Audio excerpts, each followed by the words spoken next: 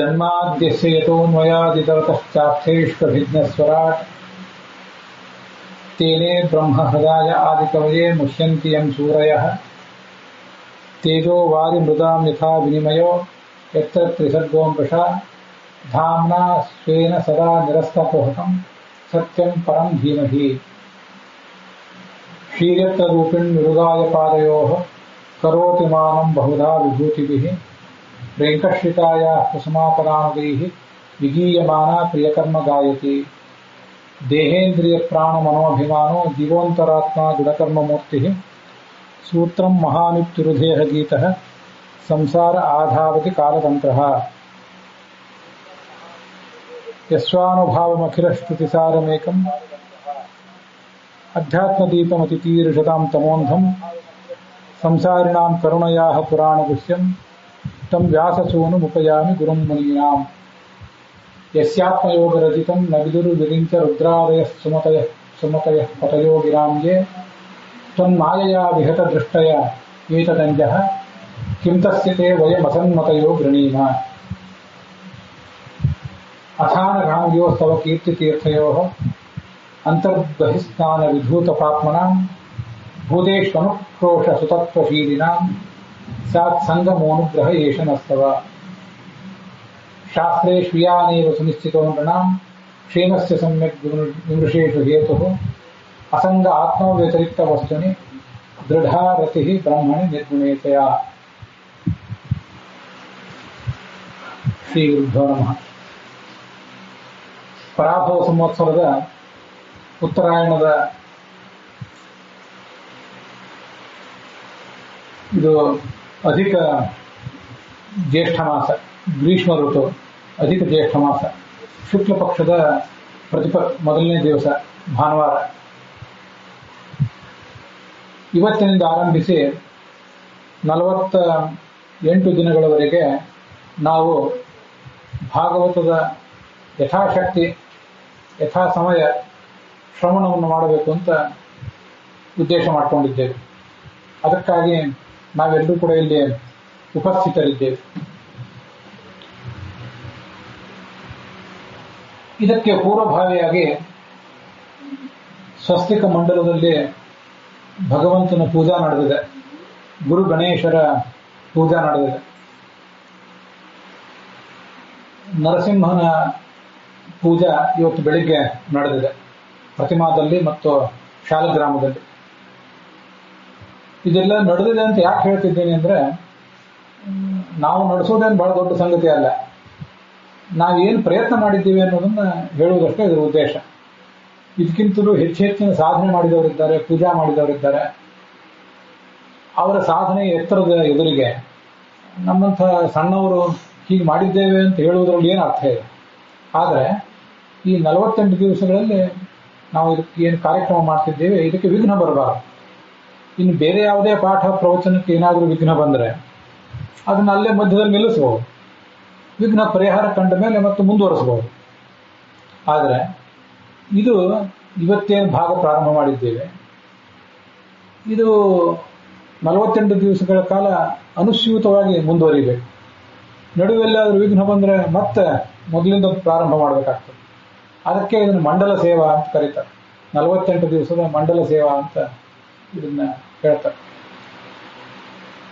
ಹೀಗೆ ನಿಮ್ಮ ಎಲ್ಲರ ಸಮಯವನ್ನು ಹೊಂದಿಸಿಕೊಂಡು, ಶಕ್ತಿಯನ್ನು ಹೊಂದಿಸಿಕೊಂಡು ನಾವಿದಕ್ಕೆ ತೊಡಗಿದ್ದೇವೆ. 48 ದಿವಸದ ಸೇವಾ ನನಗೇನು ಹೊಸದಲ್ಲ, ಈ ಹಿಂದೆನೂ ಕೂಡ ಮಾಡಿದ್ದೆ. ಆದರೆ ಪ್ರವಚನ ರೂಪದಲ್ಲಿ ಸೇವಾ ಮಾಡಿದ್ದು ಕಡಿಮೆ. ಮನೆಯಲ್ಲೇ ಕೂತ್ಕೊಂಡು ಗಂಟೆ 2 ಗಂಟೆ 3 ಗಂಟೆ ಜಪ ತಪ ಮಾಡುವುದು ಅದು ಕಷ್ಟದ್ದೇ, ಆದರೂ ಮಾಡಿ ಅನುಭವ ಇದೆ. ಆದರೆ 48 ದಿವಸ ಅವಿಚ್ಛಿನ್ನವಾಗಿ ಪ್ರವಚನ ಸೇವಾ ನಡೀಬೇಕು. ಆ ಥರ ನಡೆಸುವುದು ಒಂದು ಕಷ್ಟದ ಕೆಲಸವೇ.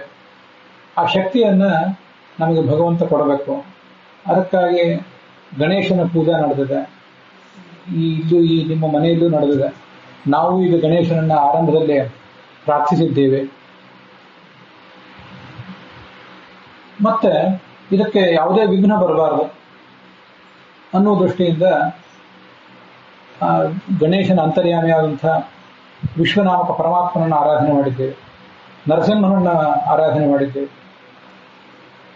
ಬಹಳ ಮುಖ್ಯವಾಗಿ ಇದಕ್ಕೇನು ವಿಘ್ನ ಬರಲಿಕ್ಕಿಲ್ಲ ಅಂತ ಆಶೀರ್ವಾದ ತಗೊಂಡಿದ್ದೇವೆ. ಜ್ಞಾನಿಗಳು, ದೊಡ್ಡವರು, ಜ್ಯೋತಿಷವನ್ನು ಬಲ್ಲಂಥವರು, ಅವರ ಮೂಲಕ ಆಶೀರ್ವಾದ ತಗೊಂಡಿದ್ದೇವೆ. ನಾವು ಈಗ ಯಾವ ಸ್ಥಳದಲ್ಲಿದ್ದೀವಲ್ಲ, ಇಲ್ಲಿ ಸುತ್ತಮುತ್ತಲಿರುವಂತಹ ಎಲ್ಲ ದೇವತಾ ಸನ್ನಿಧಾನಗಳನ್ನು ಪ್ರತಿನಿತ್ಯವೂ ನೆನಪು ಮಾಡ್ಕೊಳ್ಬೇಕು. ಉತ್ತರದ ಕಡೆ, ಪೂರ್ವ, ಪಶ್ಚಿಮ, ದಕ್ಷಿಣ, ಹೀಗೆ ಎಲ್ಲ ಕಡೆ, ಹಾಗೆ ಪಶ್ಚಿಮ, ಎಲ್ಲ ಕಡೆ ಇರುವಂತಹ ದೇವತಾ ಸನ್ನಿಧಾನಗಳನ್ನು ನೆನಪು ಮಾಡ್ಕೊಳ್ಬೇಕು.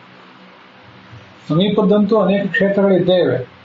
ಪೂರ್ವದಲ್ಲಿ ವೆಂಕಟರಮಣ ಮೊದಲಾದವರಿದ್ದಾರೆ, ಶೂರ್ಪಾಲಿಯಲ್ಲಿ ನರಸಿಂಹದೇವರಿದ್ದಾರೆ, ದಕ್ಷಿಣದಲ್ಲಿ MK ಹುಬ್ಬಳ್ಳಿ ಕ್ಷೇತ್ರದಲ್ಲಿ ನರಸಿಂಹದೇವರಿದ್ದಾರೆ, ದಕ್ಷಿಣದಲ್ಲಿ ತಿರುವನಂತಪುರಂದಲ್ಲಿ ಅನಂತ ಪದ್ಮನಾಭ ಭಗವಂತ ಇದ್ದಾನೆ. ಅವನ ಸನ್ನಿಧಾನದಲ್ಲೇ ನಮಗೆ ಭರವಸೆ ದೊರೆತದ್ದು, ನೀವು ಇದನ್ನು ಮುಂದುವರೆಸ್ರಿ, ನಿಮ್ಗೇನು ವಿಘ್ನ ಬರೋದಿಲ್ಲ ಅಂತ ಹೇಳಿ. ನಾವು ಆ ಸನ್ನಿಧಾನದಲ್ಲಿ ಇರಲಿಲ್ಲ ಅವತ್ತು, ಆದರೆ ನಮ್ಗೆ ಹೇಳಿದವರು ಆ ಸನ್ನಿಧಾನದಲ್ಲಿದ್ದರು. ಆ ಭಗವಂತನನ್ನು ನೆನಪು ಮಾಡ್ಕೊಳ್ಬೇಕು. ಪಶ್ಚಿಮದಲ್ಲಿ ಭಗವಂತ ಇದ್ದಾನೆ, ಈಶ್ವರ ಇದ್ದಾನೆ. ಆ ಈಶ್ವರ ಮೇಲೆ ನಿಂತು ನಮ್ಮನ್ನು ನೋಡ್ತಿದ್ದಾನೆ. ಈ ಭಾಗವತ ಪುರಾಣ ಹೇಳಿದವನೇ ಆ ಈಶ್ವರ. ಪರೀಕ್ಷಿತ ರಾಜನಿಗೆ ಶುಕ ಏನು ಭಾಗವತವನ್ನು ಹೇಳಿದ್ನಲ್ಲ, ಆ ಶುಕ ಈಶ್ವರನ ಅವತಾರನೆ. ಆ ಈಶ್ವರ ಅಲ್ಲಿ ಹಿಂದೆ ನಿಂತು ನೋಡ್ತಿದ್ದಾನೆ. ಅದಕ್ಕೂ ಹಿಂದೆ ಬಹಳ ದೂರದಲ್ಲಿ ಅಲ್ಲಿಯೂ ಹನುಮಂತ ದೇವರಿದ್ದಾರೆ, ಬಹಳ ಹಿಂದೆ. ಈ ಕಡೆನೂ ಹನುಮಂತ ದೇವರಿದ್ದಾರೆ. ಹೀಗೆ ಎಲ್ಲ ಕಡೆ ಇರುವಂತಹ ಭಗವಂತನ ಸನ್ನಿಧಾನಗಳನ್ನು ನಾವು ನೆನಪು ಮಾಡ್ಕೊಂಡಿದ್ದೇವೆ. ನಿತ್ಯ ಅದನ್ನು ಸ್ಮರಿಸ್ತಾ ಇದ್ದೇವೆ. ಇದನ್ನು ಯಾಕೆ ಶ್ರವಣ ಮಾಡ್ತಿದ್ದೀವಿ? 48 ದಿವಸದ ಶ್ರವಣ ನಾವೀಗ ಮಾಡ್ತಿದ್ದೇವಲ್ಲ, ಯಾಕೆ ಶ್ರವಣ ಮಾಡ್ತಿದ್ದೀವಿ ಅನ್ನೋದನ್ನು ಆರಂಭದಲ್ಲೇ ಒಂದು ಬಾರಿ ನಾವು ಮನಸ್ಸಿನಲ್ಲಿ ಇಟ್ಕೊಳ್ಳೋದು ಒಳ್ಳೆಯದು. ಯಾಕೆ ಶ್ರವಣ ಮಾಡ್ತಿದ್ದೀವಿ ಅಂದರೆ, ಅನೇಕ ಸಮಸ್ಯೆಗಳನ್ನು ನಾವು ಇದು ನೋಡಿದ್ದೀವಿ, ನಾವು ಕಣ್ಣು ಎದುರಿಗೆ. ಆ ಸಮಸ್ಯೆಗಳು ನಮ್ಮನ್ನು ವಿಚಲಿತಗೊಳಿಸಿವೆ. ನಾವು ಇಂಥದ್ದೊಂದೇನೋ ಭಗವಂತನ ಆರಾಧನೆ ಮಾಡಿದ ಕೂಡಲೇ ಇದ್ದಕ್ಕಿದ್ದಂತೆ ಭಗವಂತನ ಎದುರಿಗೆ ಕಣ್ಣಿಗೆ ಕಾಣಿಸ್ಕೊಂಡು ಬಿಡ್ತಾನೆ. ರಾಘವೇಂದ್ರ ಸ್ವಾಮಿಗಳಾಗಲಿ, ಹನುಮಂತನಾಗಲಿ, ಲಕ್ಷ್ಮೀದೇವಿ ಆಗಲಿ, ದುರ್ಗಾದೇವಿ ಆಗಲಿ, ಸ್ವಯಂ ನರಸಿಂಹನಾಗಲಿ ಕಣ್ಣಿಗೆ ಕಾಣಿಸ್ಕೊಂಡು ಬಿಡ್ತಾನ ಒಮ್ಮೆಲೆ. ಅಷ್ಟು ಶಕ್ತಿ ನಮಗಿದೆಯಾ? ಋಷಿ ಮುನಿಗಳು ನೀರಿನ ಆಳದಲ್ಲಿ ಮುಳುಗಿ ಮತ್ತೆ ಎದ್ದು ನಿಂತು ಒಂದೇ ಕಾಲ ಮೇಲೆ ನಿಂತು, ಒಂದು ಕಾಲಿನ ಒಂದು ಹೆಬ್ಬೆರಳ ಮೇಲೆ ನಿಂತು ತಪಸ್ಸು ಮಾಡ್ತಿದ್ರು. ಪಂಚಾಗ್ನಿ ಮಧ್ಯದಲ್ಲಿ ತಪಸ್ಸು ಮಾಡ್ತಿದ್ರು. ಮುಂದೊಂದು ಅಗ್ನಿ, ಹಿಂದೊಂದು ಅಗ್ನಿ, 4 ಕಡೆ ಅಗ್ನಿಗಳು, ಮೇಲೆ ಉರಿಯುವ ಸೂರ್ಯ. ಅಂತಹ ಬಿಸಿಲಿನಲ್ಲಿ ತಪಸ್ಸು ಮಾಡ್ತಿದ್ರು. ಏಕಾಗ್ರ ಚಿತ್ತರಾಗಿ ಸುತ್ತಮುತ್ತಲು ಏನಾದ್ರು ಸಂಗತಿಗಳು ನಡೆದ್ರು, ಅವ್ರನ್ನು ಮುಟ್ಟಿದ್ರು ಅವರಿಗೆ ಏಕಾಗ್ರತೆಗೆ ಭಂಗ ಬರ್ತಿರ್ಲಿಲ್ಲ. ಹಾಗೆ ತಪಸ್ಸು ಮಾಡ್ತಿದ್ರು. ಹಾಗೆ ಮಾಡಿದವ್ರಿಗೆಲ್ಲರಿಗೂ ಕೂಡ ಭಗವಂತ ಸುಲಭವಾಗಿ ಒಲಿತಾನೆ. ಅಂತಹ ಏಕಾಗ್ರತೆ ನಮಗಿಲ್ಲ. ಸಂಸಾರದಲ್ಲಿ ಏನು ಮಹಾ ದೊಡ್ಡ ಅನರ್ಥ ಸಂಭವಿಸಲಿಕ್ಕಿಲ್ಲ. ಸಣ್ಣ ಪುಟ್ಟ ಸಂಗತಿಗಳು, ಸಂಸಾರದಲ್ಲಿ ಸಣ್ಣ ಪುಟ್ಟ ಏರುಪೇರುಗಳು ಕೂಡ ನಮ್ಮನ್ನೆಲ್ಲ ವಿಚಲಿತ ಮಾಡಿಬಿಡ್ತವೆ. ನಮಗಿರುವ 2 ಪ್ರಧಾನ ಸಮಸ್ಯೆಗಳು. ಒಂದು, ಭಗವಂತ ಇದ್ದಾನೆ ಅಂತ ಗೊತ್ತು, ನಮಗೆ ದೇವರಿದ್ದಾನೆ ಅಂತ ಗೊತ್ತು. ಆದರೆ ಇಂಥ ಸಮಸ್ಯೆಗಳು ಬಂದಾಗ ದೇವರನ್ನು ಆರಾಧನೆ ಮಾಡಬೇಕು, ದೇವರ ಆರಾಧನೆಯಿಂದ ಈ ಸಮಸ್ಯೆಗಳು ಪರಿಹಾರ ಕಾಣ್ತವೆ ಅಥವಾ ಆ ಸಮಸ್ಯೆಗಳ ತೀವ್ರತೆ ಕಡಿಮೆ ಆಗ್ತದೆ ಅನ್ನುವಂಥ ಸಂಗತಿ ಮರ್ತೋಗಿಬಿಡ್ತದೆ. ಆ ಸಮಸ್ಯೆಗಳ ಸುಳಿಗೆ ಸಿಕ್ಕು ಅಲ್ಲೇ ಒದ್ದಾಡಲಿಕ್ಕೆ ಪ್ರಾರಂಭ ಮಾಡಿಬಿಡ್ತೇವೆ. ಯಾರು ಕೇಳಿದ್ರೆ ಹೌದು ದೇವರು ಇದ್ದಾನೆ, ಅವರನ್ನೇ ನಾವು ಮರೆತಿಲ್ಲ ಅಂತೇವೆ. ಆದರೆ ಪ್ರತಿಕ್ಷಣ ಅವನನ್ನು ನೆನಪು ಮಾಡ್ಕೊಳ್ಳಿಕ್ಕೆ ನಮಗೆ ಸಾಧ್ಯ ಆಗೋದಿಲ್ಲ. ಇದಕ್ಕಿಂತಲೂ ಬಹಳ ಭಯಾನಕವಾದ ಸಂಗತಿ, ಬಹಳ ಪ್ರಬಲವಾದ ಸಂಗತಿ, ನಮಗೆ ತುಂಬ ತೊಂದರೆ ಕೊಡುವಂಥದ್ದು ಅದೇನೆಂದರೆ ನಾಸ್ತಿಕತೆ. ನಮ್ಗೆ ಗೊತ್ತು ದೇವರು ಇದ್ದಾನೆ ಅಂತ ಹೇಳುವವರು ಆಸ್ತಿಕರು, ದೇವರು ಇಲ್ಲ ಅಂತ ಹೇಳುವವರು ನಾಸ್ತಿಕರು. ನಾವೆಲ್ಲ ನಾಸ್ತಿಕರು ಆಸ್ತಿಕರು ಅಂತ ಪ್ರಶ್ನೆ ಕೇಳ್ಕೊಂಡ್ರೆ, ಹೌದು ನಾವೆಲ್ಲ ಆಸ್ತಿಕರು, ಸಹಜವಾಗಿ ಉತ್ತರ ಕೊಡ್ತೇವೆ. ನಾವೆಲ್ಲ ಆಸ್ತಿಕರು, ಯಾಕಂದ್ರೆ ದೇವರು ಇದ್ದಾನೆ ಅಂತ ನಂಬಿದ್ದೇವೆ. ಆದರೆ ಪರೀಕ್ಷೆ ಯಾವಾಗ ಆಗ್ತದಂದ್ರೆ, ಇಷ್ಟೆಲ್ಲ ಮಾಡಿದ್ವಿ, ಇಷ್ಟೆಲ್ಲ ದೇವ ಪೂಜೆ ಮಾಡಿದ್ವಿ, ಇಷ್ಟೆಲ್ಲ ಹೋಮ ಮಾಡಿದ್ವಿ, ಹೀಗಾಗಿಬಿಡ್ತಲ್ಲ, ಅದು ದೇವ್ರನ್ನ ಆರಾಧನೆ ಮಾಡಿ ಏನು ಉಪಯೋಗ ಅಂತ ಒಂದು ಭಾವನೆ ಬಂದ್ಬಿಡ್ತದೆ. ಆವಾಗ ನಮ್ಮ ಆಸ್ತಿಕತೆ ಪರೀಕ್ಷೆ ಆಗ್ತದೆ. ಮನೆಯಲ್ಲಿ ಕೂತಾಗ ಏನೂ ಪರೀಕ್ಷೆ ಆಗೋದಿಲ್ಲ. ಎಲ್ಲಾದರೂ ಮಳೆ ಗಾಳಿ ಬಿಸಿಲು ಅಂತ ಕಡೆ ಸಿಕ್ಕಿ ಬಿದ್ದಾಗ ಅದು ಪರೀಕ್ಷೆ ಆಗ್ತದೆ. ಒಬ್ಬ ಸೈನಿಕ ಎಲ್ಲ ಸೇನಾ ತರಬೇತಿ ಎಲ್ಲ ಪಡ್ಕೊಂಡಿರ್ತಾನೆ. ಮನೆಯಲ್ಲೇ ಕೂಡಿಸಿದ್ರೆ ಅವನ ಶಕ್ತಿ ಯಾರಿಗೆ ಗೊತ್ತಾಗ್ತದೆ? ಏನೂ ಗೊತ್ತಾಗೋದಿಲ್ಲ. ತನ್ನಷ್ಟು ತನ್ನ ಜೀವನ ನಡೀತಿರ್ತದೆ. ದಿವಸ ಬೆಳಿಗ್ಗೆ ಹೇಳ್ತಾನೆ, ನಿಮ್ಮಂತೆ ಊಟ ಮಾಡ್ತಾನೆ, ರಾತ್ರಿ ಮಲಗುತ್ತಾನೆ.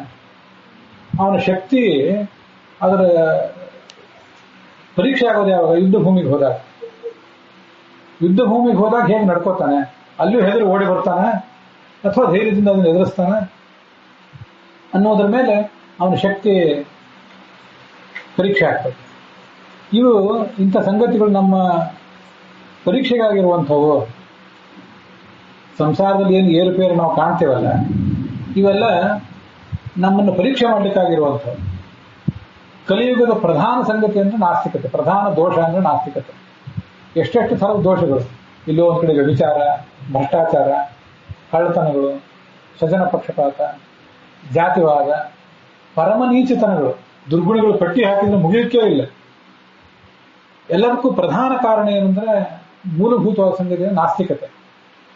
ದೇವರು ಇಲ್ಲ ಅಂತ ಅನ್ನುವುದು ಅಥವಾ ದೇವರು ಇದ್ರೂ ಕೂಡ ಅವನನ್ನು ಮರೆಯುವುದು. ದೇವರು ಇದ್ದಾನೆ ಅಂತ ಗೊತ್ತು, ಅದು ಮರ್ತಿಲ್ಲ, ಆದರೆ ತತ್ಕ್ಷಣಕ್ಕೆ ಮರ್ತಿದ್ದೇವೆ ಅಷ್ಟೇ. ಇದು ಸ್ವಲ್ಪ ಕ್ಷಮೆ, ಅಡ್ಡಿ ಇಲ್ಲ. ದೇವರು ನಂಬಿದ್ದಾನೆ, ಪಾಪ ಆ ಕ್ಷಣಕ್ಕೇನೋ ವಿಚಲಿತನಾಗಿ ಈ ಥರ ಮಾತಾಡಿದ ಅಂತ ಅನ್ಬೋದು. ದೇವರೇ ಇಲ್ಲ ಅನ್ನೋ ಪರಿಸ್ಥಿತಿಗೆ ಬಂದ್ಬಿಡ್ತಾನೆ. ಇಷ್ಟೆಲ್ಲ ಮಾಡಿದ್ವಿ, ಇದರಿಂದ ಏನಾಯ್ತು? ದೇವರನ್ನ ಆರಾಧನೆ ಮಾಡಿ ಏನು ಉಪಯೋಗ ಅನ್ನೋ ಪರಿಸ್ಥಿತಿಗೆ ಬರ್ತಾನೆ. ಅದು ದೇವರು ನಮ್ಮನ್ನು ಪರೀಕ್ಷೆ ಮಾಡೋ ರೀತಿ. ಅಂತಹ ಸಂದರ್ಭದಲ್ಲಿಯೂ ಕೂಡ ದೇವರಿದ್ದಾನೆ, ಅವನ ಆರಾಧನೆಯಿಂದ ನಮಗೆ ಒಳಿತಾಗ್ತದೆ, ಇಂದೆಲ್ಲ ನಾಳೆ ಅದರಿಂದ ಒಳಿತಾಗ್ತದೆ ಅಂತ ಒಂದು ಭರವಸೆ ತಾಳಿದರೆ ಅದು ನಮ್ಮ ಪರೀಕ್ಷೆಯ ಫಲ. ಅಷ್ಟು ವರ್ಷ ನಮ್ಮ ದೇಹ ಮನಸ್ಸನ್ನೆಲ್ಲ ಟ್ರೈನ್ ಮಾಡಿಕೊಂಡು ಒಬ್ಬ ಸೈನಿಕ ಇನ್ನು ತರಬೇತಿ ಪಡ್ಕೊಂಡಿರ್ತಾನಂತ ಅದರ ಫಲ. ಎಷ್ಟು ಜನನನ್ನು ನಾನೇ ಕೇಳಿದ್ದೇನೆ, ನೋಡಿದ್ದೀನಿ ಕೂಡ, ನೀವು ಎಲ್ಲರೂ ನೋಡಿರ್ತೇವೆ. ವಿಚಲಿತರಾಗಿ ಸಂಸಾರದಲ್ಲಿನ ಏಳು ಬೀಳು ಏರುಪೇರಿಂದ ವಿಚಲಿತಾಗಿ ಮನೆಯಲ್ಲಿದ್ದ ದೇವರ ಪೆಟ್ಟಿಗೆಯನ್ನು ತೊಗೊಂಡೋಗಿ ನದಿಗೆ ಹಾಕಿ ಬಿಸಾಕಿದವರಿದ್ದಾರೆ, ಬಾವಿಗೆ ಬಿಸಾಕಿದವರಿದ್ದಾರೆ, ಬಾವಿಗೆ ಹಾಕಿರ್ಲಿಕ್ಕಿಲ್ಲ, ಪೂಜೆ ನಿಲ್ಲಿಸಿದವರಿದ್ದಾರೆ. ಮನೆಯಲ್ಲಿ ಅಲ್ಲಿ ಕೂತಿಲ್ಲ ಅವನು ಪಾಲು ನಮ್ಗೇನು ಮಾಡಿದ ಅವನು ದೇವರು ಅಂತ ಆಲೋಚನೆ ಮಾಡಿ ಅವನು ಪೂಜಾ ಬಂದ್ ಮಾಡಿದವರಿದ್ದಾರೆ, ನಿಲ್ಲಿಸಿದವರಿದ್ದಾರೆ. ಅದ್ರ ಮುಂದೆ ಮತ್ತೇನು ಸಮಸ್ಯೆಗಳು ಅನುಭವಿಸ್ತಾರೆ, ಅದರಿಂದ ಏನು ಅವ್ರಿಗೆ ದುಷ್ಪರಿಣಾಮ ಆಗ್ತದೆ. ಮತ್ತೆ ಪುರೋಹಿತರು, ಜ್ಯೋತಿಷಿಗಳು, ಗುರುಗಳು ಅಂತವರು ಅವ್ರಿಗೆ ಏನು ಸಲಹೆ ಕೊಡ್ತಾರೆ, ಏನು ಎಚ್ಚರಿಕೆ ಕೊಡ್ತಾರೆ ಅನ್ನೋದು ವಿಷಯ ಬೇರೆ. ಅಂತೂ ಅಲ್ಲಿಗೆ ಬಂದು ನಿಲ್ಲುತ್ತಾರೆ. ಎಷ್ಟು ಜನರ ಬಗ್ಗೆ ನಾನೇ ಕೇಳಿದ್ದೇನೆ, ನೋಡಿದ್ದೇನೆ. 60-70 ವರ್ಷ ಕಾಲ ತಕ್ಕ ಮಟ್ಟಿಗೆ ಧಾರ್ಮಿಕರಾಗಿ ಬದುಕಿದವರಿದ್ದಾರೆ. ದಿವಸಕ್ಕೊಂದ್ಸರಿ ಏನು ಭಗವಂತನ ಪೂಜಾ, ವರ್ಷಕ್ಕೊಂದ್ಸರಿ ತಂದೆ ತಾಯಿಯಂದರೆ ಶ್ರಾದ್ದ, ಅವ್ರಿಗೊಂದು ಪಿಂಡ ಪ್ರದಾನ, ಇಷ್ಟು ಮಾಡ್ಕೊಂಡಿದ್ದು 60-70 ವರ್ಷಕ್ಕೊಂದು ಇದೆಲ್ಲ ಮಾಡಿ ವ್ಯರ್ಥ ಅಂತ ಅನಿಸಿ ಬಿಟ್ಟು ಬಿಟ್ಟವರಿದ್ದಾರೆ. ಇವ್ರನ್ನೂ ನೋಡಿದ್ದೇನೆ. 60-70 ವರ್ಷ ಏನೂ ಮಾಡದೆ ಕೊನೆಗೆ ಒಂದು ದಿವಸ ಎಲ್ಲ ತಪ್ಪಾಯಿತು, ನಾನು ಮಾಡಬೇಕಾಗಿತ್ತು ಅಂತ ಆಲೋಚನೆ ಮಾಡಿ ಈ ಮಾರ್ಗಕ್ಕೆ ಮರಳಿದವರಿದ್ದಾರೆ. ಮನುಷ್ಯನ ಮನಸ್ಸು ಬಹಳ ಸೂಕ್ಷ್ಮ. ಅದಕ್ಕೆ ಹೊರಗೆ ಬಹಳ ರಂಗರಂಗಾಗಿ ಕಾಣಿಸ್ತಿರ್ತದಲ್ಲ. ಯಾರ್ಯಾರು ಯಾವುದ್ಯಾವುದೋ ರೀತಿಯಿಂದ ಮೆರೆದಾಡ್ತಿರ್ತಾರೆ. ದೊಡ್ಡ ದೊಡ್ಡ ಪ್ರಮಾಣದ ಸಂಪತ್ತು, ಅಧಿಕಾರ, ವೈಭವ, ಅದು ಕಣ್ಣಿಗೆ ಕಾಣಿಸ್ತದೆ. ಒಂದು ಸಂಗತಿ ಏನಾಗ್ತದಂದ್ರೆ, ಅಷ್ಟೆಲ್ಲ ಅವರೆಲ್ಲ ವೈಭವದಿಂದ ಮೆರೆದಾಡ್ತಿದ್ದಾರಲ್ಲ, ಅವರಿಗೆ ಅವ್ರೇನು ಧರ್ಮಾಚರಣೆ ಮಾಡಿದ್ರು, ನಮ್ಮಂಥವ್ರೇನು ಪೂಜೆ ಮಾಡಿದ್ರೆ, ಹೋಮ ಮಾಡಿದ್ರೆ, ಇಲ್ಲಾದ್ರೂ ಮಠಕ್ಕೆ ಹೋಗಿ ಬಂದ್ರೆ, ಏನೂ ಮಾಡಿಲ್ಲ ಅವರು. ಆದರೂ ಅವರು ಆರಾಮಿದ್ದಾರೆ. ನಾವು ಎಷ್ಟು ಪೂಜಾ ಮಾಡಿದೆವು, ಎಷ್ಟು ಧರ್ಮಾಚರಣೆ ಮಾಡಿದೆವು, ಆದರೆ ನಮಗಿಂತ ಹೀಗಾಯ್ತಲ್ಲ ಅಂತ ಅನಿಸ್ಬಿಡ್ತದೆ. ಈ ನಡುವೆ ಜನ ಕೆಲವರು ಸುಮ್ಮನೆ ಇರೋದಿಲ್ಲ. ಅವರು ಹೌದು ನಿಮಗೆ ಹಿಂಗೆ ಆಗಬಾರ್ದಿತ್ತು ಅಂತ ಶುರು ಮಾಡ್ತಾರೆ. ಸುತ್ತಮುತ್ತಲಿದ್ದವರು ಮೊದಲೇ ಹೆದರಿದವ್ರ ಮೇಲೆ ಕಪ್ಪೆ ಒಗೆದಂತೆ ಅವ್ರು ಮತ್ತಷ್ಟು ಹೆದರಿ ಅವ್ರ ಮನಸ್ಸು ವಿಚಲಿತ ಆಗಿ ಪರೀಕ್ಷೆಯನ್ನು ಎದುರಿಸಲಿಕ್ಕೆ ವಿಫಲರಾಗಿ ಫೇಲ್ ಆಗಿಬಿಡ್ತಾರೆ, ಅನುತ್ತೀರ್ಣ ಆಗ್ತಾರೆ. ಆದ್ದರಿಂದ ನಮಗೆ ಬಹಳ ಪ್ರಧಾನವಾಗಿ ನಾವು ಕಾಣಬೇಕಾದದ್ದೇನು ಈ ಸಂದರ್ಭದಲ್ಲಿ ಅಂದರೆ, ನಾವು ಬಂದಿರೋ ಎಲ್ಲ ಸಮಸ್ಯೆಗಳು ಪರಿಹಾರ ಕಂಡುಬಿಡ್ತಾವೆ ಅಂತಲ್ಲ, ರಾತ್ರೋರಾತ್ರಿ ಎಲ್ಲ ಸಮಸ್ಯೆಗಳು ಪರಿಹಾರ ಕಾಣೋದಿಲ್ಲ. ದೊಡ್ಡ ದೊಡ್ಡ ದೇವತೆಗಳಿಗೂ, ಋಷಿಗಳಿಗೂ, ಜ್ಞಾನಿಗಳಿಗೂ ಸಮಸ್ಯೆಗಳು ಪೂರ್ಣವಾಗಿ ಪರಿಹಾರ ಕಂಡಿಲ್ಲ. ಹಾಗೆ ಯಾರ ಜೀವನವೂ ಇರೋದಿಲ್ಲ. ಹೊರಗಿನ ನೋಟಕ್ಕೆಲ್ಲ ಚೆನ್ನಾಗಿ ಕಾಣಿಸ್ತಿರ್ತದೆ, ಒಳಗೆ ಪ್ರತಿಯೊಬ್ಬರಿಗೂ ಅವ್ರವ್ರದೇ ಆದ ಸಮಸ್ಯೆ ಇದ್ದೇ ಇರ್ತವೆ. ಆದರೆ ಭಗವಂತನನ್ನು ಮರಿದೇ ಹೋದರೆ ಅದೇ ದೊಡ್ಡ ಲಾಭ. 48 ದಿವಸ ನಾವು ಶ್ರವಣ ಮಾಡಿದ್ರೆ ಲಾಭ ಏನು ಅಂದರೆ, ಎಂಥದೇ ಪ್ರಸಂಗ ಬರಲಿ ಭಗವಂತನನ್ನು ನಾವು ಮರಿಬಾರದು ಅನ್ನೋ ದಾರ್ಢ್ಯ ಮೂಡಿದರೆ ಅದು ಈ 48 ದಿವಸಗಳ ಶ್ರವಣದ ಒಂದು ಪರಿಣಾಮ. ಅದನ್ನು ಮೊದಲು ದೃಢ ಮಾಡ್ಕೊಳ್ಳೋಣ. 48 ದಿವಸ ಆದ್ಮೇಲೆ ನಮ್ಗೆ ಏನು ತಿಳಿತಪ್ಪ ಅಂದರೆ, ಇಡೀ ಭಾಗವತ ಕೇಳಿದ್ವಿ, ಏನು ತಿಳಿತು ಹೇಳ್ರಿ ಅಂತ ಯಾರು ಕೇಳಿದ್ರೆ ಏನೂ ಹೇಳಬೇಕಾದ ಅಗತ್ಯ ಇಲ್ಲ. ಅಲ್ಲಿದ್ದು ಪುಸ್ತಕದಲ್ಲಿದ್ದದ್ದೆಲ್ಲ ತಲೆಯಲ್ಲಿ ಕೇಳಿರಬಹುದು, ಆದರೆ ಅದರಿಂದ ಏನು ಹೇಳ್ರಿ ಅಂದರೆ ಗೊತ್ತಾಗೋದಿಲ್ಲ. ಬೇಡ, ಗೊತ್ತಾಗದೇ ಇದ್ರೆ ಅಡ್ಡಿ ಇಲ್ಲ. ಆದರೆ ಭಗವಂತನನ್ನು ಯಾವತ್ತೂ ಮರಿಬಾರದು. ಶಾಸ್ತ್ರೇ ಶ್ರೀಯಾನೇವ ಸುನಿಶ್ಚಿತ ನೃಣಾಂ. ಶಾಸ್ತ್ರದ ಒಂದೇ ಸಾರ, ಆಲೋಡ್ಯ ಸರ್ವಶಾಸ್ತ್ರಾಣಿ. ಚೆನ್ನಾಗಿ ಮೊಸರನ್ನು ಕಡದಾಗ, ದೊಡ್ಡ ಗಡಿಗೆ ತುಂಬ ಮೊಸರು ಕಡದಾಗ ಕೊನೆಗೆ ಬರುವುದೇನು ಬೆಣ್ಣೆ ಕಾಯಿಸಿದಾಗ ಬರುವುದೇನು ತುಪ್ಪ. ಎಲ್ಲ ಶಾಸ್ತ್ರಗಳನ್ನು ಚೆನ್ನಾಗಿ ಮಥನ ಮಾಡಿದರೆ ಕೊನೆಗೆ ಸಿಗೋದೇನೆಂದ್ರೆ ಇದೇ ಮೇಕಂ ಸುನಿಷ್ಪನ್ನಂ, ಒಂದೇ ನಿರ್ಣಯ, ಭಗವಂತನನ್ನು ಯಾವತ್ತೂ ನೆನೆಯಬೇಕು, ಮರಿಬಾರದು ಅನ್ನುವುದೇ ಒಂದು ನಿರ್ಣಯ. ಅಷ್ಟು ಗೊತ್ತಾದರೆ ಭಾಗವತ ಹೇಳಿದ್ದು ಕೇಳಿದ್ದು ಸಾರ್ಥಕವೇ. 48 ದಿವಸದ ಮಂಡಲ ಸೇವಾ ಮಾಡಿದ್ದು ಕೂಡ ಸಾರ್ಥಕವೇ, ಏನೂ ತೊಂದರೆ ಇಲ್ಲ. ಆ ಭರವಸೆ ನಾವು ಇಟ್ಕೋಬೇಕು. ಈ ಕಥೆಯಲ್ಲಿ ಯಾವ್ದಾದ್ರು ಕಥೆ ಕೇಳ್ರಿ, ಅದು ಆ ಹೆಸರು ಹೇಳ್ರಿ, ಈ ಹೆಸರು ಹೇಳ್ರಿ ಅಂತ ಯಾರು ಕೇಳಿದ್ರೆ ಗೊತ್ತಾಗದೇ ಇರ್ಬೋದು, ಏನೂ ತಲೆ ಕೆಡಿಸ್ಕೋಬೇಕಾದಿಲ್ಲ. ಒಂದು ಹಾಸ್ಯದ ಪ್ರಸಂಗ ಹೇಳ್ತಿರ್ತಾರೆ. ರಾಮಾಯಣ ಎಲ್ಲ ಕೇಳುವುದೆಲ್ಲ ಕೇಳಿ ಆದಮೇಲೆ ಸೀತೆ ರಾಮನಿಗೆ ಏನಾಗಬೇಕು ಅಂತ ಕೇಳಿದರು. ಸೀತೆ ರಾಮನಿಗೆ ಹೆಂಡತಿ ಆಗಬೇಕು, ರಾಮ ಸೀತೆ ಗಂಡ ಆಗಬೇಕು. ಇವೆಲ್ಲ ಸಂಬಂಧ, ಗಂಡ ಹೆಂಡತಿರ ಸಂಬಂಧ, ಮಕ್ಕಳು ಮೊಮ್ಮಕ್ಕಳು. ರಾಮನ ಅಕ್ಕ ಯಾರು, ರಾಮನ ಅಕ್ಕನೂ ಒಬ್ಬಳು, ಗುರು ಯಾರು, 108 ಸಂಬಂಧಗಳು. ಇವೆಲ್ಲ ಸಣ್ಣ ಸಣ್ಣ ವಿವರಗಳು ನಮಗೆ ನೆನಪು ಉಳಿಬೇಕಾಗಿಲ್ಲ. ಬೇಸಿಕ್ ವಿವರ ಆದರೂ, ತೀರಾ ಪ್ರಾಥಮಿಕ ವಿವರ ಆದರೂ ನೆನಪು ಉಳಿಬೇಕು. ರಾಮ ಸೀತಾ ಇಬ್ರು ಗಂಡ ಹೆಂಡತಿ ಅನ್ನೋ ಪ್ರಧಾನ ಸಂಗತಿ ಆದರೂ ಗೊತ್ತಾಗಬೇಕು. ರಾಮ ಸೀತಾ ಇಬ್ರು ಗಂಡ ಹೆಂಡತಿ, ರಾಮ ಸೀತಾ ಇಬ್ರು ಸೇರಿ ವನವಾಸಕ್ಕೆ ಹೋದ್ರು. ಅಲ್ಲಿ ರಾವಣ ಅವಳನ್ನ ಅಪಹರಿಸಿಕೊಂಡು ಹೋದ. ಮುಂದೆ ರಾವಣನ ಮೇಲೆ ಯುದ್ಧ ಸಾರಿ ಅವಳನ್ನು ಬಿಡಿಸ್ಕೊಂಡು ಬಂದ. ಇಷ್ಟಾದ್ರೂ ಗೊತ್ತಿರ್ಬೇಕು. ಉಳಿದ ಸಂಗತಿಗಳು ಆ ಕಡೆ ಇರಲಿ. ರಾಮಾಯಣದಲ್ಲಿ ಎಷ್ಟು ಭಾಗ, ಎಷ್ಟು ಕಾಂಡ, ಎಷ್ಟು ಶ್ಲೋಕ, ಯಾವ ಸಂಗತಿಯೂ ನಮ್ಗೆ ನೆನಪು ಉಳಿದಿದ್ರೆ ಅಡ್ಡಿ ಇಲ್ಲ. ಕೆಲವು ಬೇಸಿಕ್ ಸಂಗತಿಗಳಾದರೂ ನಮ್ಗೆ ನೆನಪು ಉಳಿಬೇಕು. ಹಾಗೆ ರಾಮಾಯಣ ಆಗಲಿ, ಮಹಾಭಾರತ ಆಗಲಿ, ಭಾಗವತ ಆಗಲಿ, ಅದರದ್ದು ಬೇಸಿಕ್ ಸಂಗತಿ, ಅದರ ಸಾರ ಏನಂದ್ರೆ ಭಗವಂತನನ್ನು ನೆನಪು ಮಾಡ್ಕೊಳ್ಳೋದು. ಒಂದು ಉದಾಹರಣೆ ಹೇಳ್ತಿರ್ತೀನಿ. ಅದು ಎಲ್ಲಿಯಾದರೂ ನೀವು ಕೇಳಿರ್ತೀರಿ. ಅದೊಂದು ಕಥಾ ನನಗೆ ಯಾವತ್ತೂ ಮರೀಲಿಕ್ಕೆ ಆಗ್ತಿಲ್ಲ. ಎಷ್ಟೋ ಸರಿ ಹೇಳಿದ್ದೇನೆ. ನಮ್ಮಲ್ಲಿ ಕ್ರೀಡಾಪಟುಗಳು ಇವರೆಲ್ಲ ಇರ್ತಾರಲ್ಲ, ಕ್ರೀಡಾಪಟುಗಳು, ಬೇರೆ ಬೇರೆ ಕಲೆಗಳಲ್ಲಿ ತಜ್ಞರಾದವರು ಇವರೆಲ್ಲ ಇರ್ತಿರ್ತಾರೆ. ಅವರೆಲ್ಲ ಏನೇನೋ ಕೆಲಸ ಮಾಡ್ತಿರ್ತಾರೆ, ಯಾವುದಾದ್ರೂ ಪ್ರಕಾರದಲ್ಲಿ ಸಾಧನೆ ಮಾಡಿರ್ತಾರೆ. ಇವತ್ತು ಕ್ರೀಡಾಪಟುಗಳಿಗೆ, ಕಲೆಗಳಲ್ಲಿ ಸಾಧನೆ ಮಾಡಿದವರಿಗೆ ಬೇಕಾದಷ್ಟು ದುಡ್ಡು ಸುರಿತದೆ. ಕೆಲವು ಸ್ಪಾನ್ಸರ್ಗಳು ಇರ್ತಾರೆ. ಕೆಲವು ವರ್ಷಗಳ ಹಿಂದೆ, ಕೆಲವು ದಶಕಗಳ ಹಿಂದೆ ಅಷ್ಟೆಲ್ಲ ಅನುಕೂಲ ಇರಲಿಲ್ಲ. ತೇನ್ಸಿಂಗ್ ಅಂತ ಕಥೆ ಎಲ್ಲರಿಗೂ ಗೊತ್ತು. ತೇನ್ಸಿಂಗ್ ಅಂತ ಹೇಳಿ ಮೌಂಟ್ ಎವರೆಸ್ಟ್ ಶಿಖರವನ್ನು ಮೊದಲನೇ ಬಾರಿ ಏರಿದವ. ಮೌಂಟ್ ಎವರೆಸ್ಟ್ ಅಂತ ಹೇಳಿ ಇಂಗ್ಲಿಷಲ್ಲಿ ಕರೀತಾರೆ. ನಮ್ಮವರು ಅದನ್ನು ಗೌರಿ ಶಂಕರ ಅಂತ ಹೇಳ್ತಾರೆ. ಹಿಮಾಲಯದಲ್ಲಿರುವಂತಹ ಒಂದು ಅತಿ ದೊಡ್ಡ ಶಿಖರ. ಅದನ್ನು ಈ ತೇನ್ಸಿಂಗ್ ಅನ್ನೋನೊಬ್ಬ, ಅವನ ಜೊತೆ ಒಬ್ಬ ಬ್ರಿಟಿಷ್ ಒಬ್ಬ, ಇಬ್ಬರು ಸೇರಿ ಏರಿದರು. ಮುಂದೆ ಬ್ರಿಟಿಷ್ ತನ್ನ ಊರಿಗೆ ಹೋದ. ಈ ತೇನ್ಸಿಂಗನ ಬಳಿಗೆ ಯಾರೋ ಒಂದು ಪತ್ರಕರ್ತರು ಕೇಳಿದ್ರು, ಇಷ್ಟು ಕಷ್ಟಪಟ್ಟು ಆ ತೇನ್ಸಿಂಗ್, ಆ ಮೌಂಟ್ ಎವರೆಸ್ಟ್ ನೀವು ಏರಿದ್ರಲ್ಲ, ನಿಮಗೇನು ಅದನ್ನು ಸಿಕ್ಕಿತ್ತು ಅದನ್ನ ಹೇಳ್ರಿ. ಮೌಂಟ್ ಎವರೆಸ್ಟ್ ಏರೋದು ನೀವು ಸುಲಭದ ಸಂಗತಿ ಅಲ್ಲ. ಇಲ್ಲೇ ಇಂಥ ಬಯಲು ಸೀಮಾದಲ್ಲೇ ಒಂದು ಕಡೆ ಎಲ್ಲೋ ಮಳೆ, ಗಾಳಿ, ಬಿಸಿಲು ಏನು ಸಿಕ್ಕರೆ ನಾವೆಷ್ಟು ಒದ್ದಾಡ್ತೇವೆ. ಅಲ್ಲಿ ಸರಿಯಾದ ಉಸಿರು ತಗೊಳ್ಳಿಕ್ಕೆ ಗಾಳಿ ಇರೋದಿಲ್ಲ, ಆಹಾರ ಇರೋದಿಲ್ಲ. ಅಲ್ಲಿ ಹೋಗಿ ಸತ್ತವರಿದ್ದಾರೆ ಎಷ್ಟೋ ಜನ ಏರ್ಲಿಕ್ಕಾಗದೆ. ಇಂಥ ಕಷ್ಟಕರವಾದ ಸಂಗತಿ ಅದು. ಅಂಥ ಶಿಖರ ಏರಿದ್ರೆಲ್ಲ ಏನು ಮಾಡಿದ್ರಿ, ಯಾಕೆ ಏರಿದ್ರಿ ಅಂತ ಕೇಳಿದ್ರು. ಅದಕ್ಕೆ ಅವನು ಹೇಳಿದಂತೆ, ನಾನು ಈ ಪ್ರಕೃತಿಯ ಶಿಶು, ಹಿಮಾಲಯದ ಪರಿಸರದ ಮಗ ನಾನು. ನನ್ನ ಎದುರಿಗೆ ಚಿಕ್ಕಂದಿನಿಂದ ಆ ಮೌಂಟ್ ಎವರೆಸ್ಟ್ ಕಾಣುತ್ತಿತ್ತು. ಅದನ್ನು ಒಂದು ದಿವಸ ಏರಬೇಕು ಅಂತ ಮಾಡಿದೆ. ಮೌಂಟ್ ಎವರೆಸ್ಟ್ ಶಿಖರ ಅಲ್ಲಿ ಇದೆ, ನಾನು ಅದನ್ನು ಏರಿದೆ ಇಷ್ಟೇ. ಅದನ್ನು ನೋಡಿ ನನಗೆ ಸರ್ಕಾರ ಪದ್ಮಭೂಷಣ, ಪದ್ಮವಿಭೂಷಣ, ಪದ್ಮಶ್ರೀ ಯಾವುದಾದ್ರು ಪ್ರಶಸ್ತಿ ಕೊಡಬೇಕು ಅಂತಿಲ್ಲ. ಇನ್ಯಾವುದಾದ್ರೂ ಭಾರತ ರತ್ನವೋ, ಕರ್ನಾಟಕ ರತ್ನವೋ, ಮತ್ತೆ ಯಾವ್ದಾದ್ರು ಪ್ರಶಸ್ತಿ ಕೊಡಬೇಕು ಅಂತ ನನಗೆ ಅಪೇಕ್ಷೆ ಇಲ್ಲ. ಯಾರು ನನ್ನ ಸಾಧನೆ ಗುರುತಿಸಿ ಬೇಕಾಷ್ಟು ದುಡ್ಡಿನ ಮಳೆ ಸುರಿತಾರ, ಪ್ರಾಯೋಜಕರು, ಸ್ಪಾನ್ಸರ್ಗಳು, ಯಾವ್ದಾದ್ರು ಕಂಪನಿಯವರು, ಅದೂ ನನಗೆ ನಿರೀಕ್ಷೆ ಇಲ್ಲ. ಅಷ್ಟೆಲ್ಲ ಆಗಿನ ಕಾಲಕ್ಕೆ ಇರಲಿಲ್ಲ. ಈಗಿನ ಕಾಲಕ್ಕೆ ಒಂದೆರಡು ಯಾವುದೋ ಪಂದ್ಯಗಳಲ್ಲಿ ಪಾಲ್ಗೊಂಡ್ರೆ, ಒಂದೆರಡು ಕಾರ್ಯಕ್ರಮಗಳಲ್ಲಿ ಪಾಲ್ಗೊಂಡು ಪತ್ರಿಕೆಯಲ್ಲಿ ಒಂದ್ಸರಿ ಹೆಸರು ಬಂದುಬಿಟ್ರೆ ಬೇಕಾದಷ್ಟು ದುಡ್ಡು ಸುರಿಯಕ್ಕೆ ಶುರುವಾಗ್ತದೆ. ಆವತ್ತು ಅದೆಲ್ಲ ಇರಲಿಲ್ಲ. ಆದರೂ ಏರಬೇಕು ಅಂತ ಪ್ರಯತ್ನ ಪಟ್ಟ. ಮೌಂಟ್ ಎವರೆಸ್ಟ್ ಶಿಖರವನ್ನು ಅವನು ಏರಿದ್ನಲ್ಲ, ಅವನಿಗೆ ಅದರಿಂದ ಏನಾಯ್ತು. ಈಗ ನಾವು ಕೆಲವು ಕಡೆ ಮಗ ಬೆಳಿಗ್ಗೆ 9 ಗಂಟೆಯಿಂದ ಸಾಯಂಕಾಲ 5 ಗಂಟೆ ಗಂಟೆ ಸ್ಕೂಲಿಗೆ ಹೋಗಿ ಓಡಿ ಬರ್ತಾನೆ. ತಾಯಿ ತಂದೆ ಅವನ್ನ ಕರ್ಕೊಂಡು ಮೊದಲನೇ ದಿವಸ ಸ್ಕೂಲಿಗೆ ಹೋಗಿದ್ದಾನೆ ಅಂತ ತಿಳ್ಕೊಡ್ರಿ.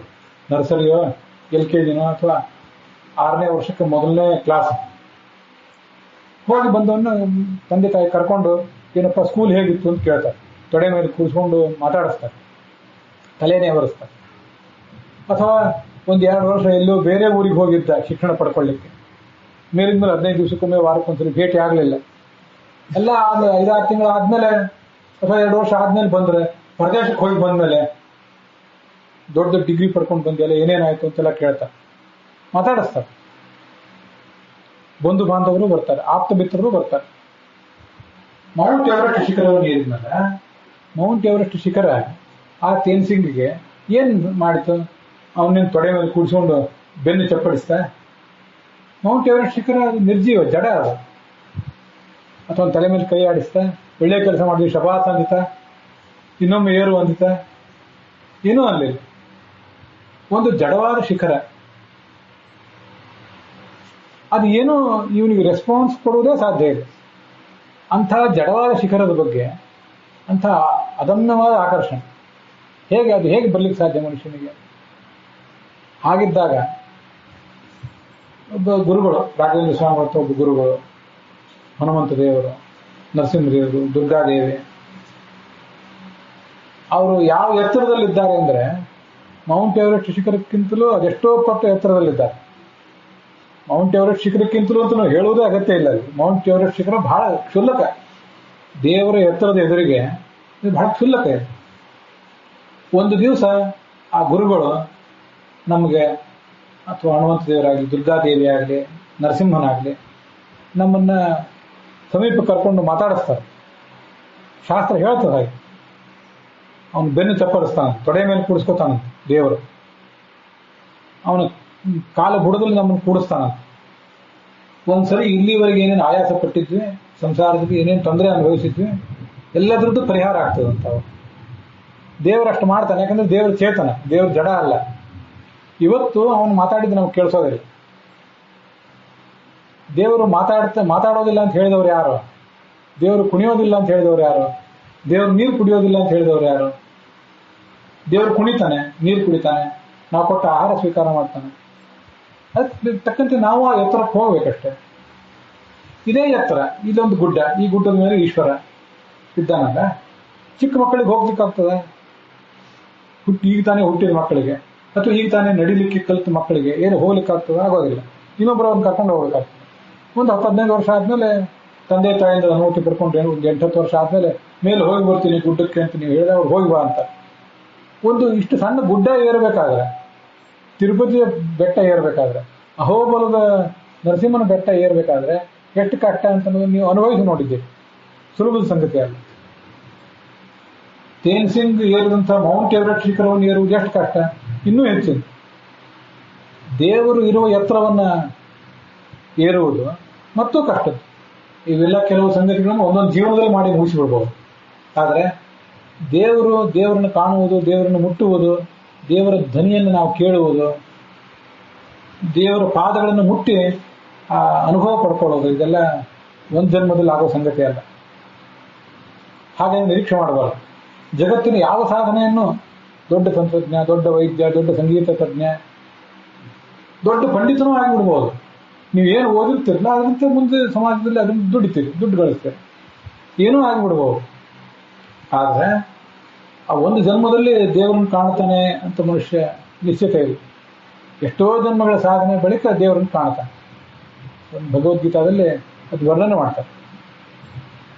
ಅಂಥ ದಿವಸ ಬಂದಾಗ ಭಗವಂತ ನಮ್ಮನ್ನು ಮುಟ್ತಾನೆ, ಅವನು ನಮ್ಮನ್ನು ಬೆನ್ನು ತಪ್ಪರಿಸ್ತಾನೆ, ನಮಗಿರೋ ಆಯಾಸ ಎಲ್ಲ ಅವ ಪರಿಹಾರ ಕಾಣ್ತದೆ. ಹೀಗೆ ಒಂದು ಜಡವಾದಂಥ ಮೌಂಟ್ ಎವರೆಸ್ಟ್ ಶಿಖರದ ಬಗ್ಗೆ ಹಿಮಾಲಯದ ಪರಿಸರದಲ್ಲಿ ಬೆಳೆದಂಥ ಒಬ್ಬ ವ್ಯಕ್ತಿಗೆ ಅಷ್ಟೊಂದು ಆಕರ್ಷಣೆ ಇರೋದಾದ್ರೆ ದೇವರು ಚೇತನ, ಪರಮಚೇತನ, ಮಾತಾಡಿಸ್ತಾನೆ. ಎಷ್ಟೋ ಜನ ಭಕ್ತರ ಬಗ್ಗೆ ನಾವು ಕೇಳಿದ್ದೇವೆ. ಅವ್ರು ಕೊಟ್ಟದ್ದನ್ನ ಉಂಡಿದ್ದಾನೆ ದೇವರು. ಅವನ ಪಾದ ಮುಟ್ಟಿದಾಗ ಅವರಿಗೆ ಮೃದು ಆ ಪಾದಗಳ ಮಾರ್ಧವ, ಜೀವಂತಿಕೆ ಅದು ಅನುಭವಕ್ಕೆ ಬಂದಿದೆ ಎಷ್ಟೋ ಜನರಿಗೆ. ಕೆಲವರಿಗೆ ಕನಸಿನಲ್ಲಿ ಬಂದಿರಬಹುದು, ಕೆಲವರಿಗೆ ಪ್ರತ್ಯಕ್ಷ ಕಂಡಿರಬಹುದು. ಅವ್ರಿಗೆ ಬಂದ ಪರಿಹಾರ ಮಾಡಿದ್ದಾನೆ. ಪ್ರಹ್ಲಾದನಿಗೆ ಬಂದ ಆಪತ್ತನ್ನು ಪರಿಹಾರ ಮಾಡಿದ್ದಾನೆ. ಧ್ರುವನಿಗೆ ಮನಸ್ಸಿಗೆ ಆದಂಥ ನೋವು, ಗಾಯ ಅದನ್ನು ಪರಿಹಾರ ಮಾಡಿದ್ದಾನೆ. ಅದನ್ನೇ ನಾವು ಮುಂದೆ ಕೇಳೋರಿದ್ದೆ. ಒಂದು ವಿಚಾರ ಅದನ್ನು ಮತ್ತಕ್ಕೆ ನಾನು ಯಾವಾಗಾದ್ರೂ ಇನ್ನೂ ಒಂದು ಬಾರಿ ಹೇಳೋನೇ, ನಿಮಗೆ ಈ ಥರ ಅನ್ಸೋದೇನು ದೊಡ್ಡ ವಿಚಾರ ಅಲ್ಲ. ನಾವು ಇಷ್ಟೆಲ್ಲ ಧರ್ಮಾಚರಣೆ ಮಾಡಿದ್ವಿ, ನಮಗೇನು ಸಿಕ್ತು ಅಂತ ಅನ್ಸೋದೇನು ದೊಡ್ಡ ಸಂಗತಿ ಅಲ್ಲ. ಸ್ವಯಂ ಧರ್ಮರಾಜನಿಗೆ ಹಂಗೆ ಅನಿಸಿತ್ತಂತೆ.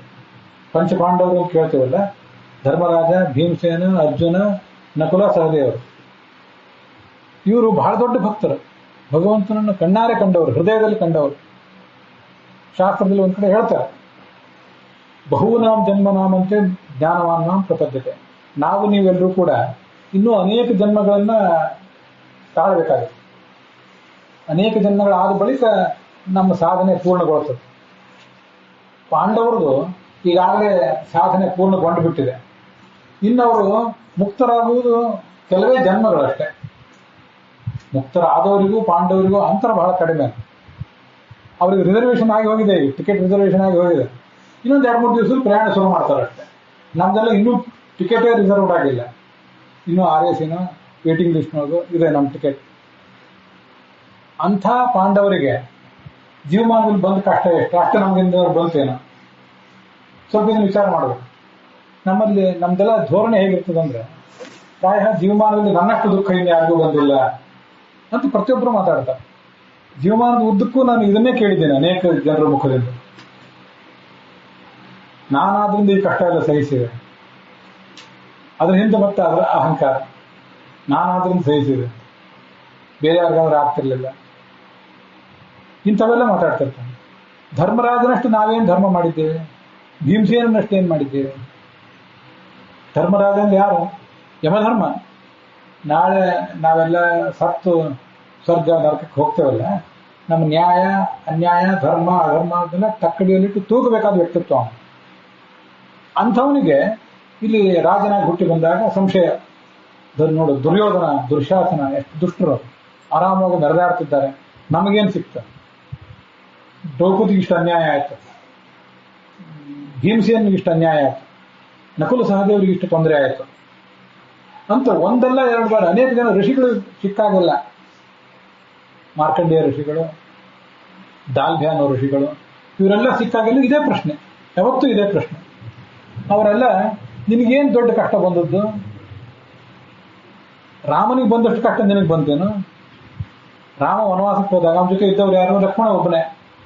ನಿನಗೆ 4 ಜನ ತಮ್ಮಂದಿರಿದ್ದಾರೆ, ನೀನು ಸೇರಿ 5 ಜನ ಇದ್ದೀರಿ. ಎಲ್ಲಿ ಬೇಕಾದಲ್ಲೆಲ್ಲ ನಿನಗೆ ಕೃಷ್ಣ ನೀನು ವನವಾಸಕ್ಕೆ ಹೋದಾಗಲೂ ನಿನಗೆ ಬಂದು ಉಪದೇಶ ಮಾಡಿದ್ದಾನೆ, ಸಹಾಯ ಮಾಡಿದ್ದಾನೆ. ಮತ್ತೆ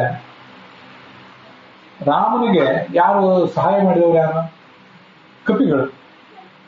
ನಿನಗೆ ಇಂಥ ಬಲಿಷ್ಠರಾದ ತಮ್ಮಂದರಿದ್ದಾರೆ, ಬಲಿಷ್ಠರಾದಂಥ ಬೀಗರಿದ್ದಾರೆ, ಅವರೆಲ್ಲ ನಿನಗೆ ಸಹಾಯ ಮಾಡ್ತಾರೆ. ಅವರಷ್ಟು ನಿನಗೇನು ಕಷ್ಟ ಬಂತು? ಸ್ವಲ್ಪ ವಿಚಾರ ಮಾಡುತ್ತಾರೆ. ನಳ ದಮಯಂತಿ ಒಂದು ಕಥಾ ಕೇಳಿರ್ತೇವೆ ನಾವೆಲ್ಲರೂ. ಆ ನಳ ಮಹಾರಾಜನು ಕೂಡ ತನ್ನೊಬ್ಬ ಶತ್ರುವಿನ ಜೊತೆ, ಎದುರಾಳಿ ಜೊತೆ ಜೂಜಾಟ ಆಡಿ ಸಂಪತ್ತನ್ನೆಲ್ಲ ಕಳ್ಕೊಂಡು ಹೆಂಡತಿ ಜೊತೆ ಕಾಡಿನ ಪಾಲಾಗಿಬಿಟ್ಟಿಲ್ಲ. ಅಲ್ಲಿ ಆ ಹೆಂಡತಿಯನ್ನು ಕಳ್ಕೋಬೇಕಾಯ್ತು. ಅವಳು ತನ್ನ ತವ್ರ ಮನೆಗೆ ಹೋದ್ರು. ನಳ ಒಬ್ಬನೇ 10-12 ವರ್ಷ ಕಾಲ ಆ ವನವಾಸ ಅನುಭವಿಸಿದ, ಆ ಕಷ್ಟಗಳನ್ನ ಅನುಭವಿಸಿದ ನಳ ಒಬ್ಬನೇ. ಅವ್ನಿಗೆ ಯಾರು ತಮ್ಮಂದ್ರಿದ್ರು? ಯಾರೂ ಇಲ್ಲ. ನಿನಗೆ ಇಷ್ಟು ಜನ ತಮ್ಮಂದಿರ್ತಾರೆ. ಮತ್ತೆ ಯಾವತ್ತೂ ಕೂಡ ಮನುಷ್ಯ ಯಾವ ಪ್ರಸಂಗದಲ್ಲಾದರೂ ಕೂಡ ಏನು ಇಲ್ಲ ಅಂತ ಆಲೋಚನೆ ಮಾಡೋದಕ್ಕಿಂತ ಏನಿದೆ ಅಂತ ಅನ್ನೋದನ್ನ ಆಲೋಚನೆ ಮಾಡೋದನ್ನ ತಿಳ್ಕೋಬೇಕು. ದೇವರು ನಮ್ಗೆ ಅದನ್ನು ಕೊಡಲಿಲ್ಲ ಇದನ್ನು ಕೊಡಲಿಲ್ಲ ಅಂತ ಅನ್ನೋದಕ್ಕಿಂತ ಏನನ್ನು ಕೊಟ್ಟಿದ್ದಾನೆ ಅನ್ನೋದನ್ನ ಸ್ವಲ್ಪ ಆಲೋಚನೆ ಮಾಡಬೇಕು. ಭಾರತದ ಉದ್ದಕ್ಕೂ ತೀರ್ಥಯಾತ್ರೆ ಮಾಡಿದ್ದಲ್ಲ ಧರ್ಮರಾಜ. ಯಾವಾಗ ಮಾಡಿದ? ಅರಮನೆಯಲ್ಲಿ ಕೂತಿದ್ರೆ ಆಗ್ತಿತ್ತಾನ? ರಾಜ್ಯ ಕಾರ್ಯ, ರಾಜ್ಯದ ಆಡಳಿತ ಮತ್ತೆ ಆ ಒತ್ತಡ ಅದರ ನಡುವೆ ತೀರ್ಥಯಾತ್ರೆ ಯಾವಾಗ ಮಾಡ್ತಿದ್ದ? 12 ವರ್ಷದ ವನವಾಸ, 1 ವರ್ಷದ ಅಜ್ಞಾತವಾಸ ಇತ್ತು. ಆ ಸಂದರ್ಭದಲ್ಲಿ ನಮ್ಗೆ ತೀರ್ಥಯಾತ್ರೆ ಮಾಡ್ಲಿಕ್ಕೆ ಅನುಕೂಲ ಆಯಿತು. ಅನೇಕ ಜನ ಋಷಿಗಳ ಭೇಟಿ ಆಯಿತು. ನಂದು ಒಂದು ವಿಶ್ಲೇಷಣೆ, ಯಾವತ್ತು ನನ್ನ ಅಬ್ಸರ್ವೇಷನ್, ನಿಮಗೆ ಜೀವಮಾನದಲ್ಲಿ ಅತ್ಯಂತ ಕಷ್ಟ ಯಾವಾಗ ಬಂದಿರ್ತದಲ್ಲ ಅಂಥ ಸಂದರ್ಭದಲ್ಲಿ ಒಂದು ದೊಡ್ಡ ಬೆಳಕು ಕೂಡ ಆವಾಗಲೇ ಬಂದಿರ್ತದೆ. ದೊಡ್ಡ ಕಗ್ಗತ್ತಲು, ದಾರಿ ತಿಳಿಯೋದಂತ ದೊಡ್ಡ ಕತ್ತಲಿದ್ದಾಗ ಅಲ್ಲೇ ಒಂದು ಬೆಳಕಿನ ಕಿಂಡಿಯೂ ಇರ್ತದೆ. ಮನೆಯಲ್ಲಿ ಆರಾಮಾಗಿ ಕೂತಿದ್ದಾಗ ಅಂಥ ಬೆಳಕು, ಭರವಸೆ ಅದು ಕಾಣಿಸ್ತಿರೋದು. ತುಂಬಾ ಕಷ್ಟ ಯಾವಾಗ ಬಂದಿರ್ತದಲ್ಲ ಆವಾಗಲೇ ಅಲ್ಲೊಂದು ಅನುಕೂಲವೂ ಕಾಣಿಸಿರ್ತದೆ. ಆದ್ರೆ ನಮ್ಮ ದುರ್ದೈವ ಏನಂದ್ರೆ ಆ ದೊಡ್ಡ ಕಷ್ಟ ಇರ್ತದಲ್ಲ ಅಲ್ಲಿ ನಮ್ಮ ಗಮನ ಇರ್ತದೆ. ಸಣ್ಣ ಬೆಳಕಿನ ಕಿಡಿ ಇರ್ತದಲ್ಲ ಆ ಕಡೆ ಗಮನ ಹೋಗೋದಿಲ್ಲ.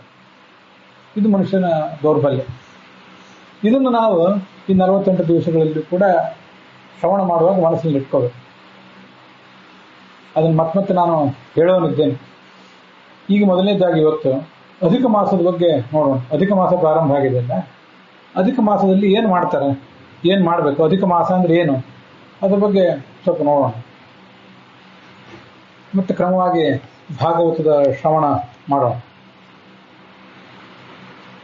ಈ ಪರಾಭವ ಸಂವತ್ಸರದಲ್ಲಿ ಚೈತ್ರ ಮಾಸ ಆಯಿತು, ವೈಶಾಖ ಮಾಸ ಆಯಿತು, ಮುಂದಿಗೆ ಜ್ಯೇಷ್ಠ ಮಾಸ ಕಾಲಿಟ್ಟಿದೆ. ಇದು ಅಧಿಕ ಜ್ಯೇಷ್ಠ ಮಾಸ. ಇದರ ಮುಂದೆ ಬರುವಂಥದ್ದು ನಿಜ ಜ್ಯೇಷ್ಠ ಮಾಸ. ಯಾಕೆ ಹಾಗೆ ಬರ್ತದೆ ಅಂದರೆ ನಮ್ಮಲ್ಲಿ 2 ಲೆಕ್ಕಾಚಾರಗಳು, ಒಂದು ಚಾಂದ್ರಮಾನ ಮತ್ತೊಂದು ಸೌರಮಾನ ಅಂತ 2 ಲೆಕ್ಕಾಚಾರಗಳು. ನಾವಿಲ್ಲಿದ್ದವರೆಲ್ಲ ಚಾಂದ್ರಮಾನದ ಅನುಸರಣೆ ಮಾಡ್ತೇವೆ. ತಮಿಳುನಾಡಿನಲ್ಲಿ, ಕೇರಳದಲ್ಲಿ ಮತ್ತೆ ದಕ್ಷಿಣ ಕನ್ನಡ, ಉಡುಪಿ ಕಡೆ ಅವರೆಲ್ಲ ಸೌರಮಾನದ ಲೆಕ್ಕಾಚಾರ ಹಾಕ್ತಾರೆ. ಅದು ನಮಗೆ ಶಬ್ದನೇ ಹೇಳುವಂತೆ ಚಾಂದ್ರಮಾನ ಅಂದರೆ ಚಂದ್ರನ ಗತಿಗನುಸಾರವಾಗಿ ವರ್ಷದ ಲೆಕ್ಕಾಚಾರ, ಸೌರಮಾನ ಅಂದರೆ ಸೂರ್ಯನ ಗತಿಗನುಸಾರವಾಗಿ ವರ್ಷದ ಲೆಕ್ಕಾಚಾರ. ಒಂದು ವರ್ಷಕ್ಕೆ ಎಷ್ಟು ದಿವಸ ಅಂತ ಕೇಳಿದ್ರೆ 360 ದಿವಸ ಅಂತೀವಿ ನಾವು ಸಾಮಾನ್ಯವಾಗಿ. ಇಂಗ್ಲಿಷ್ ಕ್ಯಾಲೆಂಡರ್ ಪ್ರಕಾರ 360 ದಿವಸ. ಸೂರ್ಯನ ಒಂದು ಗತಿಯ ಪ್ರಕಾರ 365 ಮೇಲೆ ಒಂದು ಕಾಲ ಭಾಗ ಅಂದರೆ 365.25. ಅದನ್ನು ಈಗ ಇಲ್ಲಿಯ ಭಾಷೆಯಲ್ಲಿ 365 ಸವಾ ಮೇಲೆ. ಬೆಂಗಳೂರಿನ ಕಡೆ ಭಾಷೆಗಳಲ್ಲಿ 365 ಕಾಲ ದಿವಸ. ಕಾಲ ಅಂದರೆ ಸವಾ. 365.25 ದಿವಸ ಒಂದು ವರ್ಷ ಅಂದರೆ ಸೂರ್ಯನ ಲೆಕ್ಕಾಚಾರ ದೃಷ್ಟಿಯಿಂದ. ಹೇಗೆ ಅಂದರೆ ನಮಗೆ ಮಕರ ಸಂಕ್ರಮಣ ಗೊತ್ತಲ್ಲ, ಜನವರಿಯಲ್ಲಿ ಮಕರ ಸಂಕ್ರಮಣ ಬರ್ತದೆ. ಹಾಗೆ ಜುಲೈನಲ್ಲಿ ಕರ್ಕ ಸಂಕ್ರಮಣ ಅಂತ ಒಂದು ಬರ್ತಿರ್ತದೆ. ಮೇಷ, ವೃಷಭ, ಮಿಥುನ, ಕಟಕ, ಸಿಂಹ ಅಂತ 12 ರಾಶಿಗಳು ನಮ್ಗೆ ಗೊತ್ತು. ಸೂರ್ಯ ಪ್ರತಿಯೊಂದು ತಿಂಗಳು ಕೂಡ ಒಂದೊಂದು ರಾಶಿಯಲ್ಲಿ ಸಂಚಾರ ಮಾಡ್ತಿರ್ತಾನೆ. ಹಾಗೆ ನೋಡಿದ್ರೆ ಸಂಕ್ರಮಣ ಅಂದ್ರೆ ಪ್ರತಿ ತಿಂಗಳು ಇರ್ತದೆ. ನೀವು ಪಂಚಾಂಗ ನೋಡಿದ್ರೆ ಅಲ್ಲಿ ಹಾಕಿರ್ತಾರೆ ಅದು. ಜನವರಿ ತಿಂಗಳಲ್ಲಿ ಸೂರ್ಯ ಮಕರ ರಾಶಿಯಲ್ಲಿ ಬಂದಿರ್ತಾನೆ, ಆದ್ರಿಂದ ಅದನ್ನು ಮಕರ ಸಂಕ್ರಮಣ ಅಂತಾರೆ. ಜುಲೈ ತಿಂಗಳಲ್ಲಿ ಸೂರ್ಯ ಕರ್ಕಾಟಕ ರಾಶಿಗೆ ಬಂದಿರ್ತಾನೆ, ಅದರಿಂದ ಕರ್ಕ ಸಂಕ್ರಮಣ ಅಂತಾರೆ. ಪ್ರತಿ ತಿಂಗಳು ಅವನು ಒಂದು ರಾಶಿ ಅಂದ್ಬಿಟ್ಟು ಇನ್ನೊಂದು ರಾಶಿಗೆ ಹೋಗೇ ಹೋಗ್ತಿರ್ತಾನೆ. ಅದು ನಮಗೆ ಪಂಚಾಂಗದಲ್ಲಿ ಕೊಟ್ಟಿದ್ದು ಕೂಡ ನಮಗೆ ಗಮನಕ್ಕೆ ಬರೋದಿಲ್ಲ ಅಷ್ಟೇ. ಈ 6 ತಿಂಗಳಿಗೆ ಒಂದು ಬಾರಿ ಒಂದು ಮಕರ ಸಂಕ್ರಮಣ ಮತ್ತೊಂದು ಕರ್ಕ ಸಂಕ್ರಮಣ ಬರ್ತದೆ. ಅದೆರಡನ್ನು ಸಾಮಾನ್ಯವಾಗಿ ನಾವು ತಿಳ್ಕೊಂಡಿರ್ತೀವಿ. ಅದರಲ್ಲೂ ಕೇವಲ ಮಕರ ಸಂಕ್ರಮಣ ಮಾತ್ರ ನಮಗೆಲ್ಲ ಒಂದು ಹಬ್ಬ ಅಂತ ಆಚರಣೆ ಬಂದಿದೆ. ಇದು ನಮ್ಗೆ ಗೊತ್ತು. ಹೀಗೆ ಸೂರ್ಯ ಒಂದು ರಾಶಿಯಿಂದ ಇನ್ನೊಂದು ರಾಶಿಗೆ ಸಂಚಾರ ಮಾಡ್ತಿರ್ತಾನಲ್ಲ, 12 ರಾಶಿಗಳನ್ನು ಸಂಚಾರ ಮಾಡ್ಲಿಕ್ಕೆ ಒಂದು ವರ್ಷ ತಗೋತಾನೆ ಸೂರ್ಯ. ಇದು 365.25 ದಿವಸಗಳು. ಚಂದ್ರ 365 ದಿವಸ ತಗೊಳ್ಳೋದಿಲ್ಲ. ಅವನು 354 ದಿವಸಗಳನ್ನ ತಗೊಳ್ತಾನೆ ಈ ಚಂದ್ರ. ಹೀಗೆ ಅವರಿಬ್ಬರು ಮಾಡುವುದಕ್ಕೂ ಕೂಡ ಸ್ವಲ್ಪ ವ್ಯತ್ಯಾಸ ಇದೆ. ನಮಗೆ ಚಂದ್ರನ ಬಗ್ಗೆನೂ ಕೂಡ ಗೊತ್ತಿರಬೇಕು. ಹೇಗೆ ಚಂದ್ರ ಮಾಡ್ತಾನೆ ಅಂದ್ರೆ, ಈಗ ಜ್ಯೇಷ್ಠ ಮಾಸ ನಡೆದಿದೆ, ಇದರ ಹಿಂದೆ ವೈಶಾಖ ಮಾಸ ಇತ್ತು, ನಮಗದು ಗೊತ್ತಿದೆ. ಅದರ ಹಿಂದೆ ಚೈತ್ರ ಮಾಸ ಇತ್ತು. ಇಲ್ಲಿ ಈ ಚಂದ್ರ ಪ್ರತಿ ತಿಂಗಳು ಕೂಡ ಒಂದೊಂದು ನಕ್ಷತ್ರದ ಜೊತೆಗಿರ್ತಾನೆ. ಚೈತ್ರ ಮಾಸ ಅಂದ್ರೆ ಚಿತ್ರಾ ನಕ್ಷತ್ರದ ಜೊತೆಗಿರ್ತಾನೆ. ಹುಣ್ಣಿಮೆ ಬಂದಿರ್ತದಲ್ಲ, ಹುಣ್ಣಿಮೆ ಸಂದರ್ಭದಲ್ಲಿ ಚಂದ್ರ ಚಿತ್ರಾ ನಕ್ಷತ್ರದ ಜೊತೆಗಿರ್ತಾನೆ. ನೀವು ಅಲ್ಲಿ ನಕ್ಷತ್ರ ನೋಡಿದರೆ ಚೈತ್ರ ಮಾಸದ ಹುಣ್ಣಿಮೆ ದಿವಸ ಚಿತ್ರಾ ನಕ್ಷತ್ರ ಅಂತ ಕೊಟ್ಟಿರ್ತಾನೆ. ವೈಶಾಖ ಮಾಸದಲ್ಲಿ ಅವನು ವಿಶಾಖ ನಕ್ಷತ್ರದ ಜೊತೆಗಿರ್ತಾನೆ. ಈ ತರ ಒಂದೊಂದು ನಕ್ಷತ್ರದ ಜೊತೆಗೂ ಅವನು ಇರ್ತಿರ್ತಾನೆ. ಹೀಗೆ ಚಾಂದ್ರಮಾನದ ದೃಷ್ಟಿಯಿಂದ 354 ದಿವಸ ಆಗ್ತವೆ. ಸೌರಮಾನದ ದೃಷ್ಟಿಯಿಂದ 365 ದಿವಸ ಆಗ್ತವೆ. ಸೌರಮಾನಕ್ಕೂ ಚಾಂದ್ರಮಾನಕ್ಕೂ ಹೀಗೆ ಒಂದು ವರ್ಷಕ್ಕೆ 11 ದಿವಸಗಳ ಅಂತರ ಆಗ್ತದೆ. ಈ ಅಂತರವನ್ನು ಹೊಂದಿಸ್ಬೇಕಲ್ಲ, ಸೂರ್ಯಚಂದ್ರ ಗತಿ ಎರಡನ್ನು ಸರಿ ಮಾಡ್ಕೋಬೇಕಲ್ಲ. ಆ ಕಡೆ ಒಂದು 365 ದಿವಸ, ಇನ್ನು 354 ದಿವಸ, ಇದು ಮುಂದೆ ಹೋದಂತೆ ಅಷ್ಟೇ ಎಲ್ಲ ಕಾಲಗಣನೆ ಅಸ್ತವ್ಯಸ್ತ ಆಗಿಬಿಡ್ತದೆ. ಅದಕ್ಕಾಗಿ ಏನು ವ್ಯವಸ್ಥೆ ಮಾಡಿರ್ತಾರೆ ಅಂದ್ರೆ, ಒಂದು ವರ್ಷಕ್ಕೆ 11 ದಿವಸದ ವ್ಯತ್ಯಾಸ ಆಯ್ತಲ್ಲ, 33 ತಿಂಗಳಾದಾಗ ಒಂದು ಬಾರಿ ಆ 11 ಅದೇನಾಗ್ತದೆ 30 ದಿನಗಳ ಸಮೀಪಕ್ಕೆ ಬರ್ತದೆ.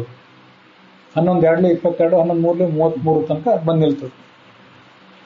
ಅದನ್ನೇ ಚಾಂದ್ರಮಾನ ದೃಷ್ಟಿಯಿಂದ ಅಧಿಕ ಮಾಸ ಅಂತ ಹೇಳ್ತಾರೆ.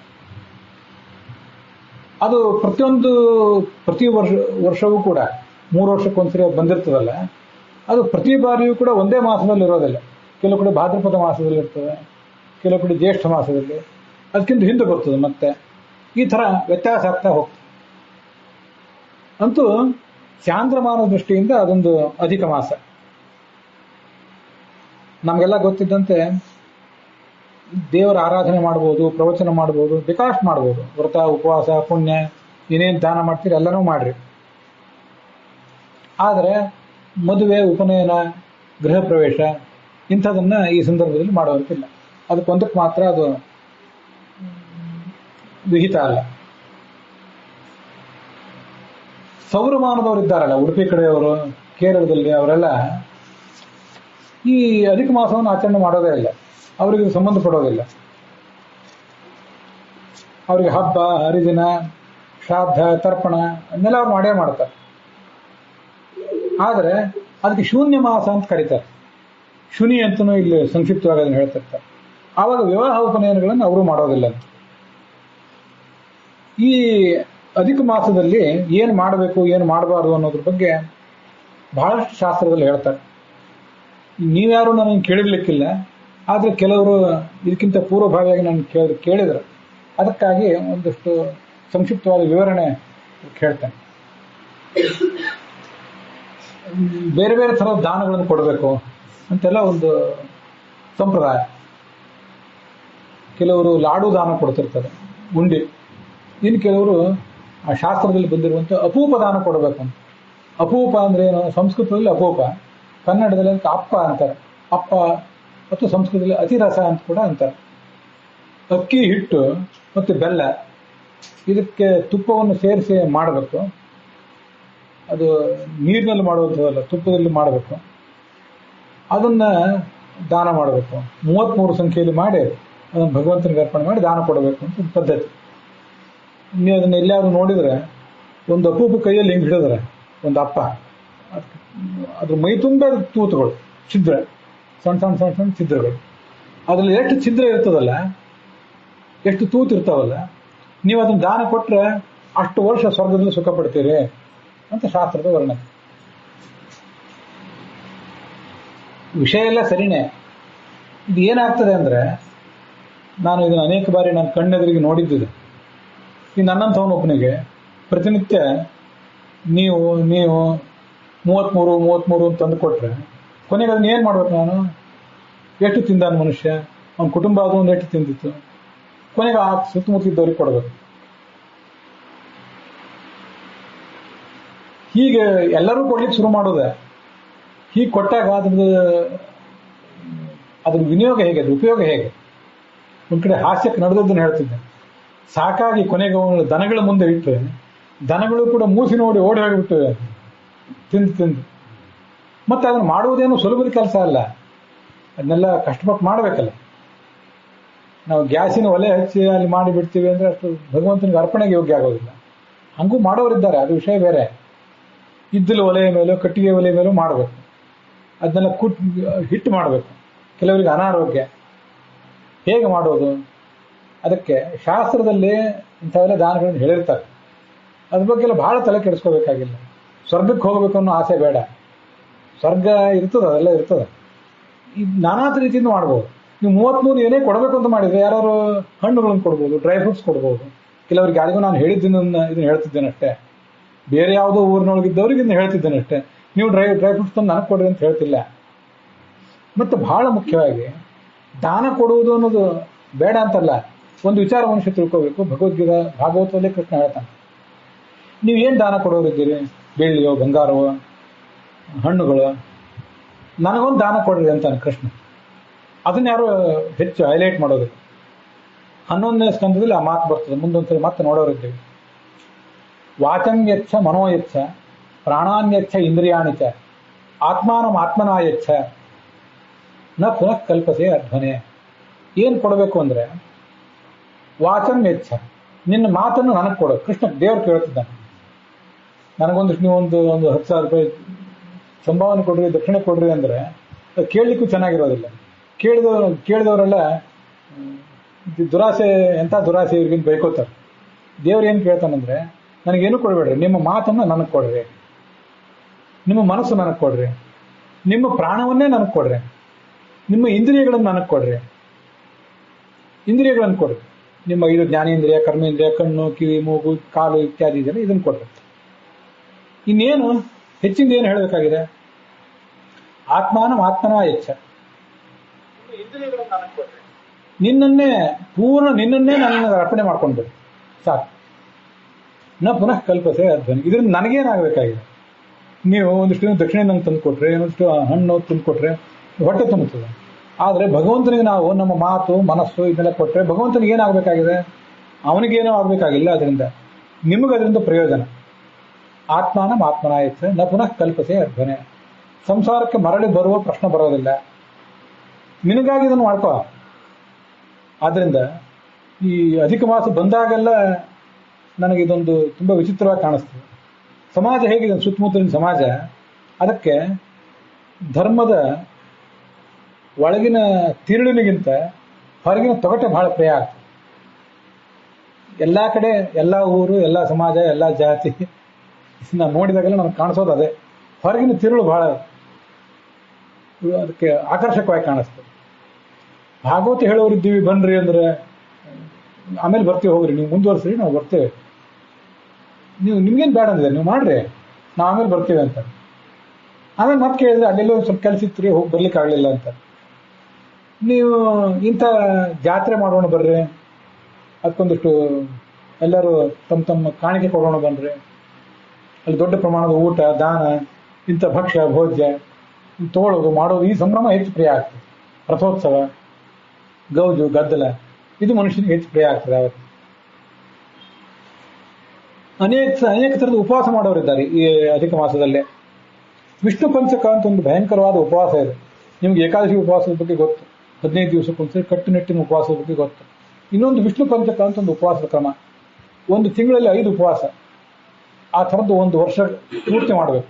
ಹೇಗೆಂದರೆ 2 ಏಕಾದಶಿಗಳು, ಹುಣ್ಣಿಮೆ, ಅಮಾವಾಸ್ಯೆ, ಇನ್ನೊಂದು ಶ್ರವಣ ನಕ್ಷತ್ರ ಇದ್ದ ದಿವಸ ಮಾಡುವ ಉಪವಾಸ. ಒಟ್ಟು ತಿಂಗಳಿಗೆ 5 ಉಪವಾಸ ಆಯಿತು. ಹಾಗೆ 1 ವರ್ಷಕ್ಕೆ 60 ಉಪವಾಸ ಆಯಿತು. ಆ ಥರ ಅದನ್ನು ಮಾಡಿ ಕೊನೆಗೆ ಒಂದು ದೇವ ಪೂಜಾ, ಹೋಮ ಇತ್ಯಾದಿ ಏನೋ ಮಾಡಿ ವ್ರತ ಉದ್ಯಾಪನೆ ಮಾಡುವ ಪದ್ಧತಿ. ಪ್ರತಿ ತಿಂಗಳು 5 ಉಪವಾಸ ಮಾಡಲಿಕ್ಕೆ ಆಗಬೇಕಲ್ಲ. ಆಗದೇ ಇದ್ದವರು ಈ ಅಧಿಕ ಮಾಸದಲ್ಲಾದರೂ ಉಪವಾಸ ಮಾಡಿ ಅದನ್ನು ಸಾರ್ಥಕವಾಗಿ ಕಳೆದು ಅಂತ ಅನ್ಕೊಳ್ಳೋರಿದ್ದಾರೆ, ಸಂತೋಷ. ಇನ್ನು ಕೆಲವರು ಧಾರಣ ಪಾರಣ ಅಂತ ಕೇಳಿದ್ರೇ ಮೈ ನಡುಗುತ್ತದೆ. ಇವತ್ತು ಊಟ, ನಾಳೆ ಉಪವಾಸ, ನಾಡ್ದು ಮತ್ತೆ ಉಪವಾಸ, ಅದ್ರ ಮತ್ತೆ ಊಟ, ಇಂಥದನ್ನೆಲ್ಲ ಮಾಡೋರಿದ್ದಾರೆ.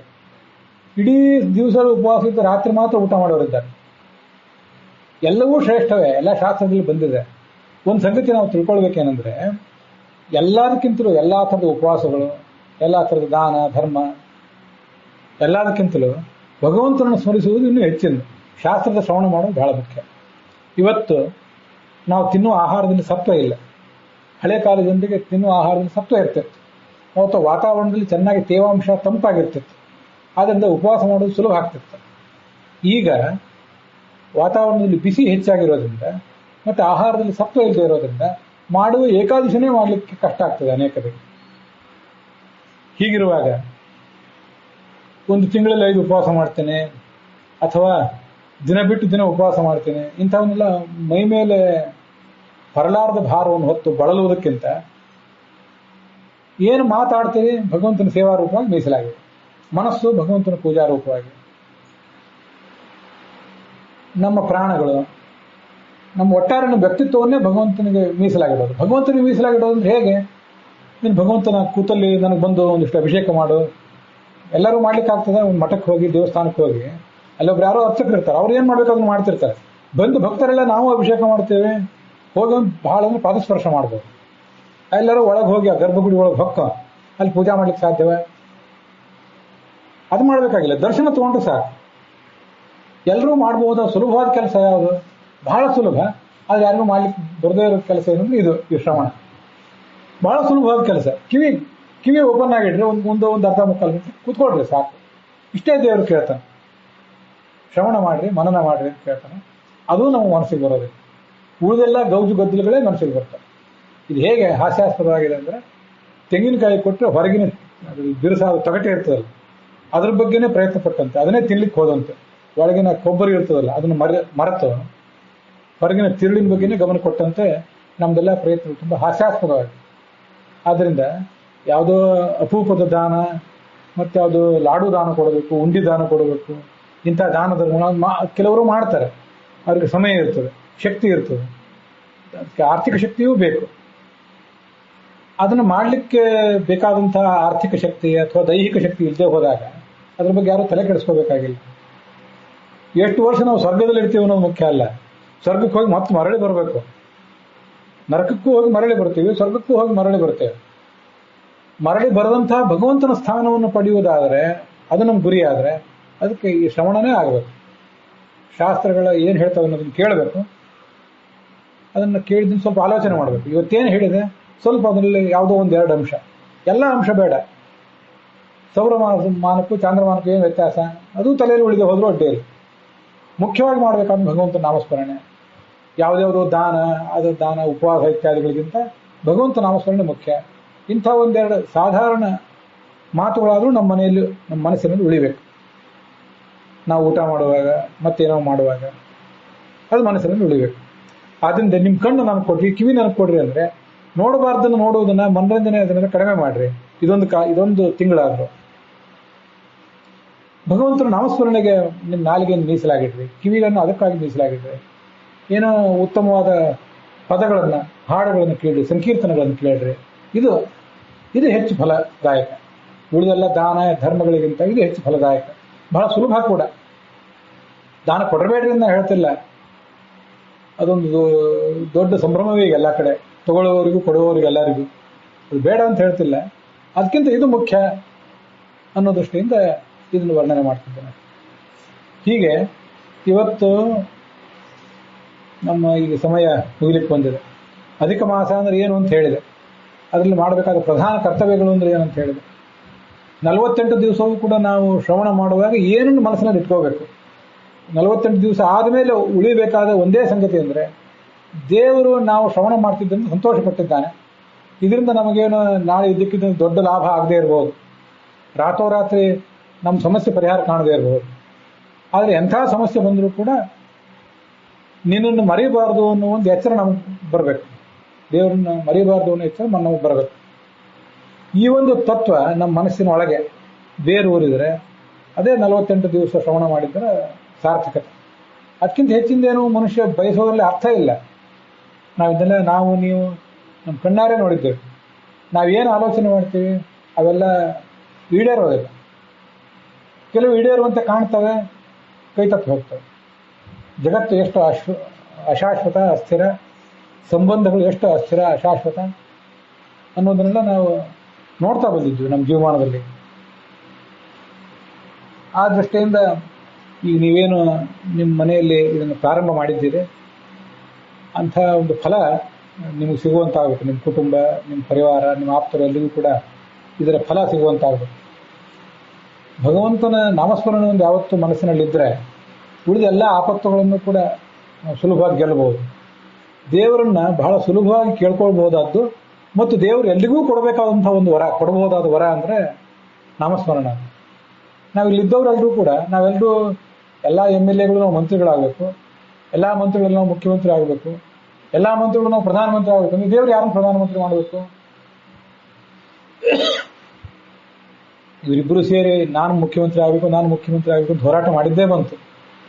ಕೊನೆಯೇ ಇಲ್ಲ. ಯಾರು ಮಾಡಬೇಕು? ದೇವ್ರು ನೋಡ್ತಾ ನಿಂತಿರ್ತಾನೆ. ಎಲ್ಲ ಇಬ್ಬರನ್ನೂ ಮಾಡ್ಬೇಕಂದ್ರೆ ಹೇಗೆ ಮಾಡಬೇಕು? ಎಲ್ಲರೂ ಪ್ರಧಾನಮಂತ್ರಿ ಆಗಬೇಕು, ಎಲ್ಲರೂ ಮುಖ್ಯಮಂತ್ರಿ ಆಗಬೇಕು, ಹೇಗಾಗಬೇಕು? ಅದಕ್ಕೆ ನಾನು ನಿನ್ನ ಭಕ್ತನಾಗಬೇಕು ಅಂತ ನೀನು ಕೇಳ, ಇವನು ಕೇಳಲಿ, ಅವನು ಕೇಳಲಿ. ದೇವರಿಗೆ ಬಹಳ ಸುಲಭ ಅಂತ ಕೊಡೋದು. ನನ್ನ ಭಕ್ತರು ಅನಂತ ಜನ ಇದ್ದಾರೆ, ಅದರಲ್ಲಿ ನೀನು ಒಬ್ಬ. ಬಾ, ಏನಿಗೆ ನನ್ನ ಸಮೀಪಕ್ಕೆ ಬಾ. ದೇವರು ಇದನ್ನು ಬಹಳ ಸುಲಭವಾಗಿ ಕೊಡಬಹುದು. ಮತ್ತೆ ಎಂಥ ಆಪತ್ತನ್ನು ಕೊಡಬೇಡ ಅಂತ ಕೇಳಬಾರದು ದೇವರನ್ನು. ಆಪತ್ತು ಬಂದಾಗಲೂ ಕೂಡ ನಿನ್ನ ಮರೆವು ನನಗಾಗದೇ ಇರಲಿ ಅಂತ ಕೇಳ್ಕೋಬೇಕು. ಅದು ಸುಲಭ. ಆಪತ್ತು ಕೊಡಬೇಡ ಅಂತ ಕೇಳಿದ್ರೆ ಏನಾಗ್ತದೆ ಅಂದರೆ, ಮತ್ತೆ ಹಂಗಾದ್ರೆ ನೀನು ಈ ಸಂಸಾರದಲ್ಲಿ ಇದ್ದೀಯಲ್ಲ, ಈಗ ಆಪತ್ತು ಕೊಡದೇ ಇರ್ಲಿಕ್ಕೆ ಹೇಗೆ ಸಾಧ್ಯ? ರಾಮನಿಗೆ ಆಪತ್ತು ಬರಲಿಲ್ಲೇನು? ಧರ್ಮರಾಜನಿಗೆ, ಪಾಂಡವರಿಗೆ ಬರಲಿಲ್ಲೇನು? ಯಾವ ದೊಡ್ಡ ದೊಡ್ಡ ಸ್ವಾಮಿಗಳಿಗೆ, ಗುರುಗಳಿಗೆ, ಜ್ಞಾನಿಗಳಿಗೆ ಬರಲಿಲ್ಲೇನು ಆಪತ್ತು? ಮತ್ತೆ ನಿನಗೆ ಆಪತ್ತು ಬರಬಾರ್ದು ಅಂತ ಹೇಗೆ? ಅದನ್ನು ನಾನು ಮಾಡೋದು ಹೇಗೆ ಅಂತ ಕೇಳ್ತಾನೆ. ಈ ಜಗತ್ತಲ್ಲಿದ್ದವ್ರು ಎಲ್ಲರೂ ಕೇಳ್ತಾರೆ. ಸಣ್ಣ ಮಗು, ದೊಡ್ಡವರು, ಮುದುಕರು, ವಯಸ್ಸಾದವರು, ಗಂಡಸರು, ಹೆಂಗಸರು, ಎಲ್ಲ ಜಾತಿಯವರು ಕೂಡ ಕೇಳ್ಕೊಳ್ಳೋದನ್ನ ತೊಂದರೆ ಬರಬಾರ್ದು, ನಾವು ಆರಾಮಾಗಿರ್ಬೇಕು. ಈ ಸಂಸಾರದಲ್ಲಿದ್ದಾಗ ಸಾಧ್ಯನಾ? ದೇವರಾದರೂ ಅದನ್ನ ಹೇಗೆ ಕೊಡಬೇಕು? ಆಪತ್ತು ನೀ ಕೊಡೋದಾದ್ರೆ ಕೊಡು, ಆದರೆ ನಿನ್ನನ್ನು ಮರೆಸಬೇಡ ಅಂತ ಕೇಳಿದ್ರೆ ಅದನ್ನು ಕೊಡೋದು ದೇವರಿಗೆ ಸುಲಭ. ದೇವರಿಗೆ ವಸ್ತುತಃ ಸುಲಭ, ಕಷ್ಟ ಅನ್ನೋದು ಯಾವುದೂ ಇಲ್ಲ. ಆದರೆ ನಿನ್ನನ್ನು ಮರೆಸಬೇಡ ಆಪತ್ತು ಬಂದಾಗ, ನಿನ್ನ ನೆನಪು ಆವಾಗ ಜ್ವಲಂತವಾಗಿ ನಮ್ಮ ಮನಸ್ಸಿನಲ್ಲಿ ಉಳಿಲಿ ನೀವು ಕೇಳ್ಕೊಂಡ್ರೆ ಸಂತೋಷ ಪಡ್ತಾನೆ ದೇವರು. ಅದನ್ನು ತಥಾಸ್ತು ಅಂತ, ಅಂಥ ಒಂದು ದಾರ್ಢ್ಯ, ಅಂಥ ಒಂದು ಹರಕೆ ಯಾವತ್ತೂ ನಮ್ಮ ಮನಸ್ಸಿನಲ್ಲಿ ಉಳಿಬೇಕು. ಅಲ್ಲಿಗೆ ಇವತ್ತಿನ ಈ ಭಾಗ ಸಮಾಪ್ತ ಆಗಿದೆ. ಹುಸಿಯ ನಾಡಿ ಹೊಟ್ಟೆ ಹೊರೆವ ವಿಷಯದಲ್ಲಿ ರಸಿಕನಂತೆ ಹುಸಿಗೆ ಹಾಕಿದಿರೋ ಇನ್ನು ಶ್ರೀಕೇಶನೇ, ಈಶನಿನ್ನ ಚರಣ ಭಜನೆ ಆಸೆಯಿಂದ ಮಾಡುವುದು, ದೋಷ ರಾಶಿ ನಾಶ ಮಾಡು ಶೇಷಕೇಶವ. ಶ್ರೀಕೃಷ್ಣಾರ್ಪಣ ಮಸ್ತು.